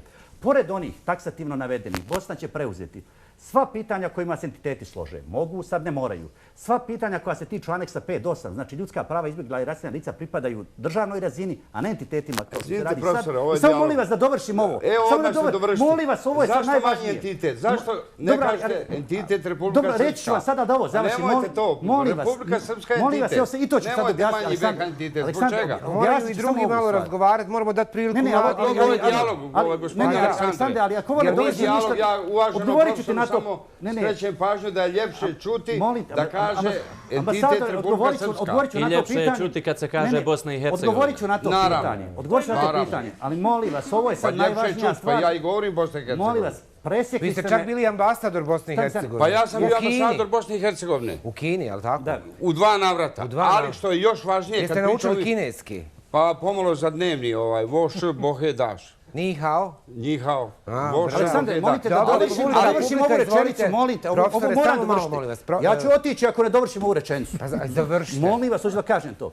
Pazite, treća stavka koja je ključna, koja kaže da će Bosna preuzeti sva ona pitanja koja su potrebna da se očuva suverenitet, teritorijalni integritet, politička nezavisnost i međunarodno pravni suverenitet Bosne i Hercegovine. To je formula na osnovu koje su visoki predstavnici, kako su redom dolazili, davali Bosni pojedine nadležnosti. Znači, nijedna nadležnost koju Bosna ima nije, a da ne postoji u ovoj odredbi. Znači, visoki predstavnik bi po ovom osnovu mogao sada, bez saglasnosti entiteta, da kaže policija, kultura, sport, zdravstvo, nauka, sve je to potrebno da bi država Bosna ostvarila to i da donese odluku o tome da se ove nadležnosti daju državi na bazi toga što je on konačni autoritet i što piše da je on jedini tumač civilnog dijela Dejtonskog sporazuma i na bazi odredbe o dodatnim nadležnostima. Znači sve na Insku, jel? Da vam kažem, najveće je sada na Insku, ali je cijel problem što znači Dodik ovu odredbu kao da nema savjetnika koji mu kaže nisu ovih 10 jedine nadležnosti države Bosne. Jeste završili. Gospodine Marić, je li to sve na Insku u ovoj državi? Ma ne bi trebalo da bude, evo ja ću uvaženom profesoru Kurčehajiću kazati ovako. Uvažavam ja stručni pristup sa aspekta koji član i tako dalje. Ali opet vam ponavljam, ukoliko se dalje nastavi tuk na utuk, narod tako kaže, tuk na utuk, ukoliko ne bude calm down na engleskom, da se malo stiša situacija. Kako ide na kineskom? Pa, to je već stručni izraz. Nema potrebe, ajde da, ovo je jako važno, da na neki način mi ovdje postignemo jednu vrstu konsenzusa, da nema potrebe, ljudi moji, znate kako kaže narod, komarcu kad povučeš krilo, njemu odmah ispadne crijevo. Pa dajte sad, neću da uporedim ovo, ali dajte dok je ovakva situacija kakva jeste. Dajte da idemo ka dogovoru, svi smo saglasni da bi trebalo naći način da ustabilimo političku situaciju. Ne, vi imate sigurno dobru volju. Bez stabilnosti političke situacije nemamo šanse da idemo naprijed u bilo kojoj oblasti. Još jednom naglašavam, ako mi ekonomiju ne unaprijedimo, u nas recimo postoji veći broj penzionera nego radnika. Mi nemamo o čemu pričati, ali nećemo ekonomiju napraviti dok ne ustabilimo političku situaciju. Ja sam ekonomista. Samo mi recite, Mektić kaže, citiram, Hrvatska traži politiku konflikta i sveti se Bosni i Hercegovini zbog Orašja. Završen citat. Je li ovo spin? Pa da vam kažem, onako isključeno nekako se to iskonstruisalo da se tako desilo nakon Orašja, da se desila ova izjava. Je to spin? Nije bilo potrebe za ovakvu izjavu. Ja lično da vam kažem, u dubini duše se nadam da njena ekscelencija Kolinda to nije ozbiljno mislila. Ja se nadam. Gospodin Mektić je kazao, ne znam, ali pretpostavljam. Prema tome nije on rekao da je siguran u to. Pa evo da vam kažem, ali još jednom vam hvala na onom isječku što ste pustili nam iz Brisela. Dakle, gospodin predsjednik vlade, Andrej Plenković, očigledno da će se tu nešto ozbiljno dešavati u obrnutom, odnosno u konstruktivnom smislu. Gospodin Plenković ima namjeru da dođe sa vladom ovdje. Dakle, ta izjava, gospođe predsjednice, će se staviti malo u stranu, koliko ja vidim. Dobro, vidjet ćemo to. Pa moramo se nadati. Naravno. Pozdravio i prvo bi se složio sa tvrdnjama svog kolege Sejafa i volio bih da upitam profesora Kurčehajića da li i on smatra da su izjave BiH političara na ovu temu samo ubiranje jeftinih političkih poena u očima Bošnjaka i BiH javnosti. Pa ne znam, reći vam otvoreno, ne mogu da dam onaj siguran odgovor ni u jednom, ni u drugom pogledu. Tako da bi ostao na to. Ali samo bi morao nešto da iskoristim, pošto me pitao ambasador, zašto ja govorim entitet. Reći vam nešto. Manji entitet. Nemojte to. U Ustavu stoji, u članu 1, stoji 9 puta uzastopce termin entiteti. I ne mogu sada, ako hoću da kažem jedan, ne mogu samo po veći ili manji entitet. Možete kazati ime entiteta. Moram iskreno ovo reći. Znate šta je problem? Znate koji problem ja imam s tim? Od 26. februara 2007. kad je donesena presuda Internacionalnog suda pravde, to je najveće sudsko tijelo, to nije ovaj sud koji sudi ratnim zločincima, nego to je Stalni sud Ujedinjenih nacija. Postoji formulacija u presudi gdje stoji da su vojska i policija Republike Srpske osmisle izvršile genocid u Srebrenici. Po proširenoj definiciji Vizentala, genocid je svako navikavanje žrtve na posljedice genocida. Iskreno ću vam reći, nama je praktično taj RS osmišljen i uzrok i posljedica genocida. I tu je jedan veliki problem koji imamo. To je kao kad bi, recimo, Srbi morali da žive u državi koja bi se i danas zvala nezavisna država Hrvatska. Mi imamo problem. Moj prijedlog bio da se ide, brate, u Strasbourg kao Sejdić-Finci i da se bar to riješi na taj način što će se reći ne može biti po nazivu jednog naroda. Što bi verovatno sud u Strasbourgu radio. I dobili bismo relaksirajuću energiju. Ako bi dobili tu presudu, imali bismo dva entiteta sa promijenim nazivom. Znate šta, profesore? Otvarate jednu temu koja je za sve toliko bolna. A za nas je bolnija. Zločin se jeste desio. Dobro. Da li je genocid ili nije, molim vas, dajte da sačekamo istorijski fakt. Pričamo sada o težak zločin, tragičan zločin. Genocid, pazite, presuda suda nije bilo težak. Ranko iz Modriče, dobroveče. Izvolite. Gospodine voditelju, pratim sve vaše emisije, većinom pratim. Ali kad god je bio gospodin Kurče-Hajić, on želio da govori koliko svi bilo. Gospodin Kurče-Hajić je prvi put u emisiji, odmah da vas... Za ovih 520 emisija, gospodin Kurče-Hajić je prvi put u emisiji. Jel' tako? Pa kako bi ga ja zapamtio da ga još nisam gledao? Pa ne znam, onda nekoga ste drugog gledali. Aplauz za vas. Ovo je, ja mislim, jedina emisija gdje nisam bio. Gospodine Mavrak, zašto je Berlinu važno da se hrvatsko-srpski odnosi napokon pomaknu sa mrtve tačke i da te dvije države sarađuju u regionu i u odnosu na situaciju u Bosni i Hercegovini? Ma nije samo važno Berlinu, to je zapravo važno cijeloj Europskoj uniji.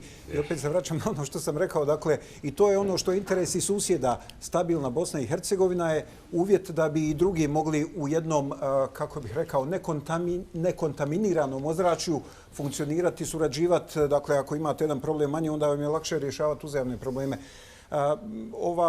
Ovaj ping-pong koji se sada dogodio između Hrvatske i Srbije će također nestati sa radara vrlo brzo. Dakle, ja sam uvjeren da će se naći neki modus operandi u smislu da se jednostavno definiraju precizno zahtjevi sa hrvatske strane koji su vezani za obrazovni sustav u Srbiji. Srbija će to, pretpostavljam, uraditi bez većih zadrški zato što ona ima jednostavno i kapacitet, a ima i potrebu da se riješi tog tereta i to će uslijediti vrlo brzo. Ali ja ne znam je li netko od vas primijetio da je recimo upravo Njemačka ta koja je stopirala otvaranje, mislim da je poglavlje 22 Crne Gore. Dakle, oko toga se uopće nije neka gužva napravila i gotovo da nitko i ne zna, pretpostavljam, ni u ovoj dvorani da se nije time bavio. A riječ je o tehnikalijama, riječ je o uvjetima koji se moraju ispuniti i riječ je o tome da se treba koncentrirati na rješavanje tehničkih pitanja, a ne od toga otvarati velike političke teme, vraćati se 50 godina u prošlost. I ako se bude tim principom radilo i unutar Bosne i Hercegovine, onda će se stvari početi rješavati. Ako se budemo bavili ovim pitanjima temeljnih preustroja unutarnjih odnosa i strukture Bosne i Hercegovine, to se nikad neće dogoditi. Ako se bude čekalo da Insko intervenira, to se nikad neće dogoditi. Prema tome, profesore Kurče-Hajiću, zaboravite to. Da govorimo o pravnim mogućnostima koje on ima i pravnim ovlaštenjima. Dakle, poanta je u tome da se u Bosni i Hercegovini ovo snaga što ima raspoloživih treba koncentrirati tako da se dođe do kreativnih i održivih rješenja. Na temelju konsenzusa od toga treba li građanima ove zemlje funkcionalna država i ako im treba, što od te države očekuju na temelju Rusovog društvenog ugovora. Razumijete? Da li vi znate da smo imali, recimo, Ustav Republike Bosne koji je bio 1000 puta savršeniji od ovog Dejtonskog ustava? Mi kad bi se vratili na tu ustavnost, bi bili puno bolje Bosnu. On opet ne bi funkcionirao zato što nema političke volje da država funkcionira. O tome ja vama govorim. Nije bitan okvir. Samo separatističke tendencije mogu biti protiv tog ustava. On je bio puno bolji ustav i bio je ustav koji je bio na fonu demokratske tradicije praktično Zapadne Evrope. Neće funkcionirati u uvjetima kad nemate unutarnje konsenzusa o tome šta želite od države. Ja sam u jednom trenutku pomislio zajednički interes državljana Bosne i Hercegovine da država Bosna i Hercegovina uđe u Europsku uniju. Evo, političarima domaća zadaća. Ostavite sva druga pitanja po strani, koncentrirajte se na to. Trebaju vam funkcionalne institucije koje će osigurati da Bosna i Hercegovina uđe u Europsku uniju. Za to vam treba precizan popis institucija koje moraju raditi tehničke poslove. Kad to imate, to je najvažnije. Kad to imate, onda radite taj posao, završite ga i kad završite taj ključni posao, onda možete... Mi kad uđemo u Europsku uniju, nama ovakve misije neće ni trebati, onda ćemo potpuno drugačije razmišljati. Kada ćemo ući? Pa, to je sad problem. Ali kad uđemo, cijela psihologija će se razviti u drugom pravcu. Dobro, vidimo, da li ovi mladi žele u Evropsku uniju, različitih dijelova, ako želite žuto, ako ne želite crveno? Dajte, odlučite se. Da li želite u Evropsku uniju? Želim žuto, ne želim crveno. Dignite visoko kartone, šta? Evo imamo tu, evo, jeste malo iznenađeni, jel? Ja kad sam pogledao tamo, prepao sam se. Pa što ste se prepali? Evo da vam kaže jedan mladi čovjek zašto ne želi u Evropsku uniju. Dajte mikrofon. Evo mikrofona ovdje. Zašto vi ne želite u Evropsku uniju iz ugla mladog čovjeka? Da. Dobroveče. Dobro. Zašto ja ne želim u Evropsku uniju? Pa iskreno meni je sada lijepo ovako. I neke se stvari trebaju promijeniti, ja se slažem u našoj državi, ali ja mislim da naša država to sama može riješiti unutar svojih granica i zbog toga ne bi da se iko drugi miješa u našu politiku. Pa čak i ni Evropska unija. Pa čak i Evropska unija. Ja nešto ne podržavam. Zašto ne podržavaš? Koji su, imali ikakve benefite Evropska unija za mladog čovjeka?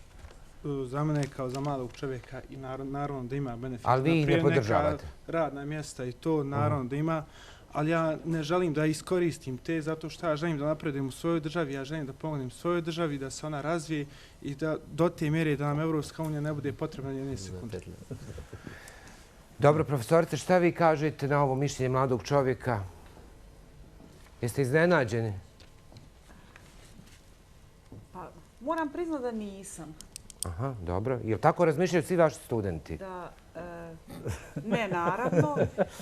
Ne naravno, ali to možda nemaju, možda ne raspolažu svim informacijama kada je u pitanju. Mladi ljudi ne raspolažu svim informacijama. Možda realno ne gledaju, nisu u vremenu, sagledali. Šta kažete vi? Čija je to krivica? Čija je to krivica, pita vas ova djevojka. Sistema. Sistema. Don't trust the system. Ali mislim da je ključni problem nas u Bosni i Hercegovini, odnosno ključ rješenja problema u Bosni i Hercegovini jeste to da mi ne bismo trebali okretati glavu ni lijevo, ni desno, ni prema istoku, ni prema zapadu, jer smatram da nas nijedno sunce neće tako ugrijati, nijedno sunce nije tako toplo kao ovo naše bosansko-hercegovačko. Joj, dobro, sve je to divno, pa pustite se više sunca i grijanja.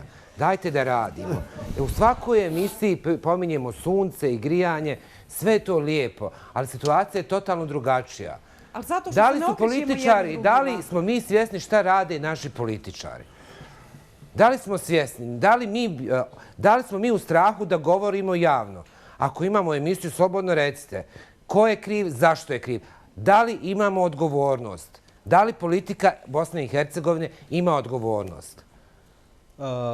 Nema odgovornosti. Nažalost, nema odgovornosti ni za izrečeno, ni za urađeno. Postoji tu jedna dimenzija zašto nisam uopšte iznenađen ovakvim odzivom, odnosno odgovorom, zato što sve manje Evropska unija postaje taj mehanizam koji bi vukao Zapadni Balkan prema EU. jer se radi o promjenu sistema vrijednosti koji se desio. Imamo jačanje desničarskih snaga u Evropi, imali smo migrantsku krizu, ona je pokazala određene promjene u sistemu vrijednosti evropskih zemalja.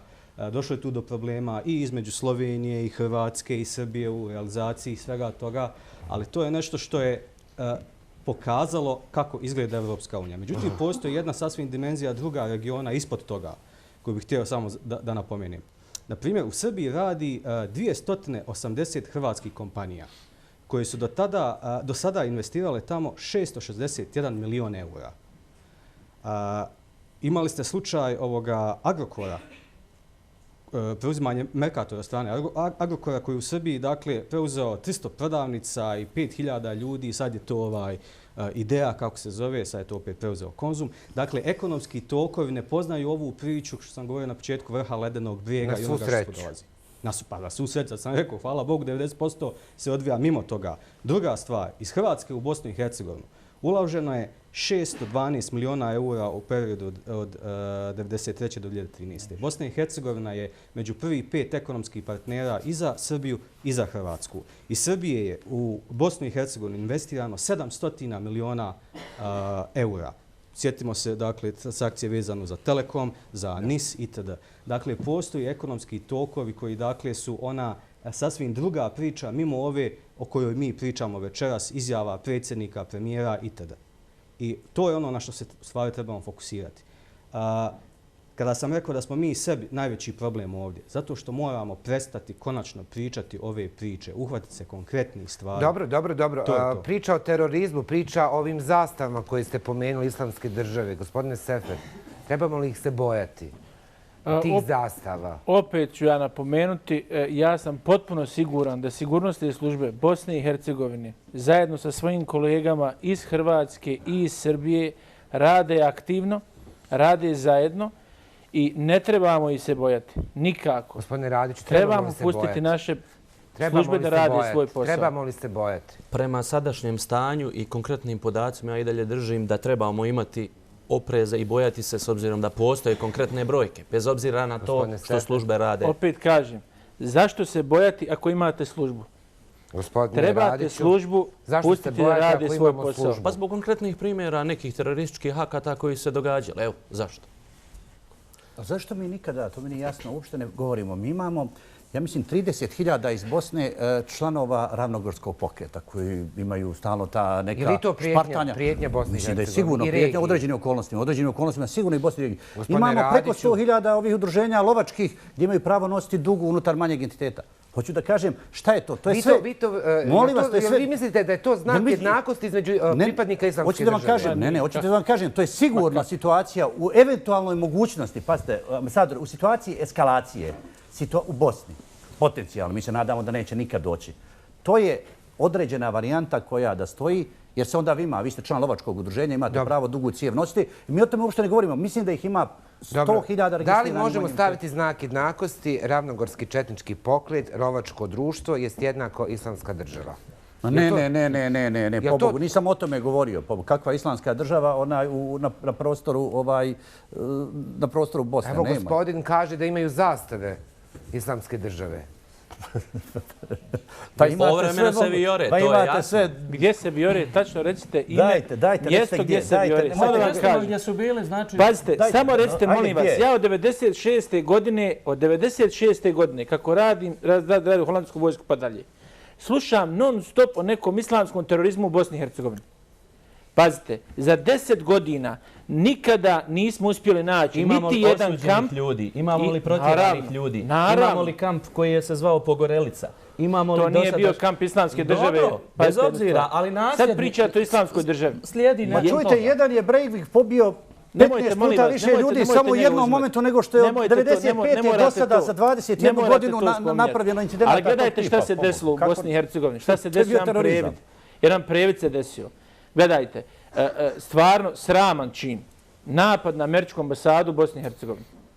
To je, da kažemo, jedini po nekim parametrima, kad kažete terorizam. To je psihopata koji je nazvan teroristom. Sad mogu ja vas napasti pa kaže to je terorizam.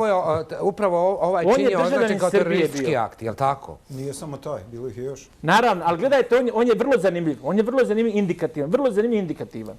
Znači, on je bio državljanin Srbije, koji dolazi iz Srbije, putuje iz Srbije, prelazi granični prelaz, sasvim regularno, i dolazi u Mauču. I tu spava, bude 2-3 dana i tamo snima neki video i onda dođe pobogu u Sarajevo i napadne američku ambasadu u Sarajevu. I mislite na ovoga iz Sandžaka? Da, to je tako indikativno. I onda, pazite, ja sam radio jednu analizu gdje sam napisao, jasno, žao mi je što nemam to kod sebe, nekao sam za 3 mjeseca taj će se čovjek pokazati što je uradio. U mom žargonu i za moje razumijevanje, on je dobro spremen od neke sigurnosne službe da uradi to što je uradio, pogotovo što nije na tlu Bosne i Hercegovine likvidiran. Za ono što je on uradio i kako on izvršio napad, svaka druga sigurnosna služba vas likvidirala. A ne, on je pogođen u nogu i on samo ovako legne i on je odjednom kao ufatila ga policija. Dobro, teorija je zanimljiva, samo razmislite malo o tome. Pa dobro, ali ništa od dokaza za to nemate. Imate teoriju u ovom trenutku. Ali tako da može biti svašta. Tu temu, pošto ste me pitali malo... To je sraman čin, opet da kaže, to je sraman čin. Da se... Spomenuli ste Ravnogorski pokret. Nisam ja, gospodin. Jasno. Pa ljudi moji, stvarno nema smisla sad u ovom momentu izjednačavati to ljudi, taj podatak. Koliko ima ljudi koji su, da kažemo, članovi nekih drugih organizacija, u ovom momentu Ravnogorski pokret, ja ne znam da li postoji zvanično. Ma ima. Ima, ali gdje? Pa mi gledamo stalno, imamo recimo u Prijedoru... Ali gdje su se desili? Nemojte vis-a-vis prošlosti. Sadašnjost nas interesuje i prijetnja Bosni i Hercegovini, odnosno da li je Bosna i Hercegovina prijetnja. U ovom momentu ja mislim da Ravnogorski pokret, kako je postojao nekad, ali da je on sada minoran ako postoji. Samo ću vam reći, ja vidim da vi imate dobre namjere. Moram vam reći, Akademija Beograda, znate koja je formulacija tamo, 2012. godine, februar mjesec, kaže u Bosni Srbi ne smiju odustati od svesrpskog ujedinjenja, bez obzira na žrtve, bez obzira na protek vremena. U Bosni imamo instaliranu tu Republiku Srpsku koja mora biti osnov u narednih 10, najkasnije do 20 godina da se Bosna razbije. Pa onda idemo dalje prema Hrvatskoj, prema Crnoj Gori, prema Kosovu. Znači, hoću da vam kažem... Jel to sve piše? Da piše. Piše u Narodu 2. Da vam samo kažem ovo, to ne znači da je to cijela oficijalna politika Srbije, sad nije takva. Nije na to fonu. I meni je to drago. Ja sam analizirao oba dokumenta. Pa to je najvažnije, što oficijalna politika Republike Srbije je takva kakva je i nema niko primjedbu na nju. Ja bih toliko volio, a mislim da ima naznaka, nisu čini mi se odnosi Dodik-Vučić će tako dobro. Pa zato, gospodine Kurčahajiću, zato nam je žao što je posjeta predsjednika Republike Srbije, gospodina Tomislava Nikolića, bez ikakvog razloga, valjanog, odgođena, jer ona upravo treba... Jel treba Tomislav Nikolić posjetiti Bosnu i Hercegovinu? Treba, što prije... Gospodine Kurčahajiću, treba. Pa rećam, ja bi mu dao šansu, jer Bosni u ovom momentu treba da vidimo šta se desilo. Jer reću vam iskreno, ja više volim promjenu, recimo, koja je kod Vučića, od jednog, ja bih rekao, radikala do čovjeka koji ima, ja bih rekao, proevropske ideje. A ono što on govori, ja mogu cijeniti ovo što radi, to je po meni nešto što Bosni kako može pomoći. Nego kontrasituaciju od Dodika koji je morao sa transporterima Ujedinjenih nacija ići na posao do situacije dok nije prepoznao da će mu nacionalizam pomoći da potpuno promijeni situaciju i sada jurišnih nacionalizma možda lično on nije. Ali tako dobro to zloupotrebljava i tako je sebi lijepo riješio situaciju u Beogradu da ako ovdje nastanu problemi, on ima fantastičnu odstupnicu. A taj narod, onaj koji može da ostavi, može ostaviti u velikoj bijedi. To su problemi. Ali razumijem ja da... Gospodina Dodika nije tema. Pa nije tema, ali je povezan sa ovim. Sa ovim što je Kolinda rekla, povezan je on kao potencijalna najveća prijetnja koja može dovesti u opasnost Bosnu. Može, ne kažem da će dovesti, može, a onda Hrvatska razmišlja kako će ona reagirati u takvoj situaciji. Ako joj se desi eventualni sukob, eventualni, ponavljam, na prostoru koji je njenom susjednom okruženju. Vi znate, ponovit ću, malo prije sam rekao što je rekao Mesić u tom pogledu, da sigurno ne bi dozvolili da im granica sa Srbijom bude na toj razini. Publika, imate li još neko pitanje? Izvolite. Zovem se Ivan Vlađ, dolazim iz Fakulteta međunarodnih odnosa i diplomacije u Mostaru. Postavio gospodin Marić pitanje što mislite o uhićenju hrvatskih generala u Orašju i da li je to zateglo odnose između Hrvatske i Bosne i Hercegovine. Hvala. Je pita mene? Marić. Da, gospodine vas, Marić. Stav Srpske demokratske stranke koja vrši vlast na nivou države, kao što znate, na nivou Bosne i Hercegovine, je da zločini svi koji su počinjeni moraju biti kažnjeni, moraju biti procesuirani. U ovom slučaju koje spominjete vezano za Orašje, tamo su stradali između ostalog srpski civili. Da li su ovi ljudi što su privedeni ili neki drugi ljudi, ja u to ne ulazim i niko ne može da ulazi osim onog ko je nadležan, to je sud. Ljudi su bili, dali izjave. Ja razumijem da su određeni krugovi iz Hrvatske zabrinuti. Ako su ti ljudi koji su spominjani sa moje strane, ja mislim da će na ovaj način jednom principijalnom politikom da svi zločini koji su počinjeni, bez obzira na koju stranu, da se kazne. Završavamo i na taj način ćemo steći povjerenje svi između sebe. Gospodine Mavrak, Zvizdić je rekao da je Hrvatska jedan od najvećih prijatelja Bosne i Hercegovine i promoter njenog evropskog puta. To sam i ja rekao, nije samo... Svaka čast. Onda da time završimo. I čvrsto stojim na tom stajalištu i nema nikakve dvojbe. Dakle, Hrvatska je neposredni susjed, dijeli 1000 km granice, ona je članica Europske unije i NATO-a, druge države regije nisu. Ne može biti po defaultu niti jedan bolji prijatelj Bosni i Hercegovini, jer je zapravo riječ o zemlji koja ima najbolje namjere i samo prijateljske... Zainteresovana je da Bosna opstane. Kako riješiti hrvatsko nacionalno pitanje u Bosni i Hercegovini? To je stvar dogovora. U svakom slučaju, ako Hrvati u Bosni i Hercegovini razmišljaju o trećem entitetu kao opciji, ne treba zatvarati vrata pred raspravom o tom pitanju. Ja nisam odvjetnik ničiji u ovome trenutku, govorim samo u svoje osobno ime, ali kažem da mjera stvari u ovoj državi jesu ljudi sami sebi. Dakle, ne mogu drugi procijeniti je li neko rješenje za nekoga drugoga dobro ili loše. To mora biti stvar zajedničke procjene i dogovora unutar zemlje. Evo, čuli ste, ne treba zatvarati vrata trećem entitetu, a vi kažete hrvatska politika prema Bosni mora odustati od pokušaja stvaranja trećeg entiteta. Pazite, Hrvatskoj je sigurno interes opstanak Bosne, ali reću vam ovo, ako bi imali, evo pretpostavimo da postoji treći entitet, u situaciji da dva entiteta odluče da ne žele više Bosnu, kako bi se Bosna sačuvala? Pazite, bošnjački narod kojem ja pripadam, jednostavno svoju jedini osnov egzistencije vidi u Bosni i ja ću vam iskreno reći, kogod voli Bosnu, bilo da je Bošnjak, Srbin, Hrvat, Jevrej i tako dalje, imaće snage da se bori za Bosnu. Veliki je problem za one koji žive u Bosni, a ne vole Bosnu. Ja da živim u Bosni... A koji su to oni? Evo, Dodik. Dodik.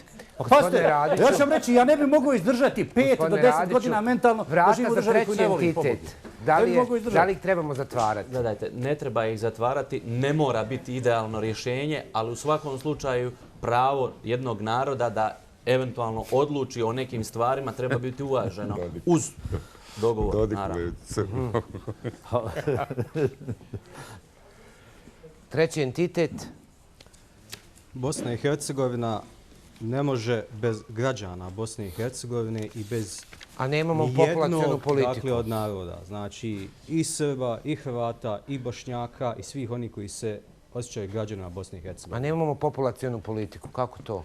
Pa znate šta, najveći je problem što je sigurno, ne sigurno, ali prema nekim podacima, od momenta popisa, spornog popisa, gdje govorimo o 100.000 spornih glasova, 100.000 ljudi otišlo iz Bosne i Hercegovine. A dobili smo upitnik, jedno od pitanja i poljoprivreda. Posljednji put poljoprivredu smo statistički pristupali 1968. godine. Vjerujem. To će biti jedno veliko pitanje. Samo ne znam kako će stručnjaci odgovoriti za 6 mjeseci. Hoćemo li moći reći koliko imamo ovaca u Bosni i Hercegovini? Dobro, vidjet ćemo. Oni kažu za 6 mjeseci da će to sve odgovoriti. Da li će? Vidjet ćemo. Evo, Zvizdić kaže da će to sve biti progresivno.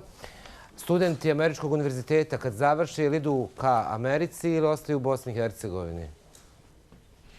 Uglavnom ostaju u Bosni i Hercegovini. Uglavnom ostaju u Bosni i Hercegovini. Uglavnom ostaju u Bosni i Hercegovini jer mi imamo jako dobar sistem stažiranja, odnosno obavljanja prakse već na 3. i 4. godini u različitim institucijama i u biznis sektoru, tako da imamo veliki procenat zaposlenosti. Znači, usklađen je sistem obrazovanja sa tržištem rada u Bosni i Hercegovini. Tako da imamo veliki procenat zaposlenosti naših studenta. Dobro, evo šta su rekli u emisiji večeras. Danas je tako rekao ovaj šef ove evropske misije, Wigmeier, da praktično iz njegovog mjesta u Švedskoj više ima... Iz Göteborga. Da više ima mjesta ljudi koji su na stranim ratištima nego cijele Bosne i Hercegovine. Mislim da je zaista stvar prenapuhana. Bosna i Hercegovina je meki trbuh Balkana. ona je definitivno pitanje svih pitanja za sve druge države regije, kako za Hrvatsku, tako i za Srbiju, tako i za Crnu Goru i za sve druge zemlje koje gravitiraju ka ovome području, jer je njihov primarni interes stabilnost i sigurnost u regiji. Ako nemate sigurnost i stabilnost u regiji, onda nemate nikakve pretpostavke niti za europske integracije, niti za gospodarski napredak, niti za stabilan i normalan život. Iz mog ugla, kao diplomate, očigledno se radi o takozvanoj apsorpcionoj spoljnoj politici, prevedeno na narodni jezik, je to u stvari odvraćanje od prioriteta. Prva izjava predsjednice Grabar-Kitarović je bila upravo to da će se zalagati da Bosna i Hercegovina postane funkcionalna država. To je za svaku pohvalu, apsolutno, jer to je ono što Bosni treba. Prioritet svih prioriteta u vanjsko-političkom smislu Bosne i Hercegovine su njeni susjedi. Komplicira stanje u regiji jer nije susjedima svejedno vidjeti kako se ovdje stvari kompliciraju i kako ne funkcioniraju. Sa ovakvim političarima u Bosni i Hercegovini, Bosna i Hercegovina nije nikome prijetnja osim samo svom narodu.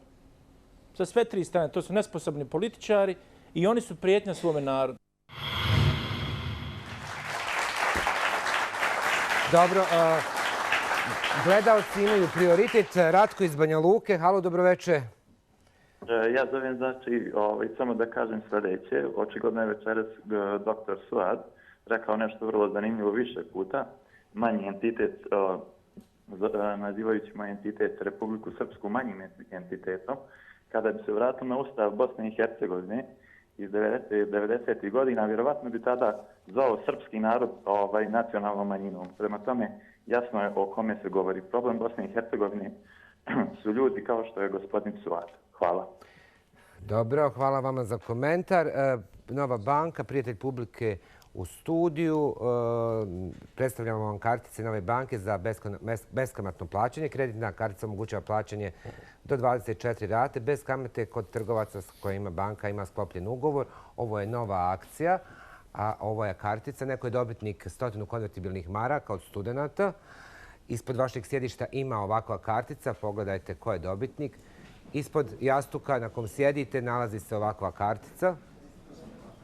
Ispod jastuka, ispod sjedišta. Pogledajte. Eto, jel vi ste dobili? Evo ga, gospodin Mladi je dobio u plavoj košulji. Čestitamo. Dobro, završavamo večerašnju emisiju. Nadati se da će politički dijalog između Bosne i Hercegovine i Hrvatske i Srbije u budućnosti biti mnogo bolji, kvalitetniji i da će lijepo početi u 2017. godini. Idući put se pitamo da li ćemo ikada u Bosni i Hercegovini doživjeti reformu zdravstvenog sistema. U okviru reformske agende ima i reforma zdravstvenog sistema. Dokle smo došli, o tome idući put i nemojte zaboraviti dati šansu dijalogu. Laku noć.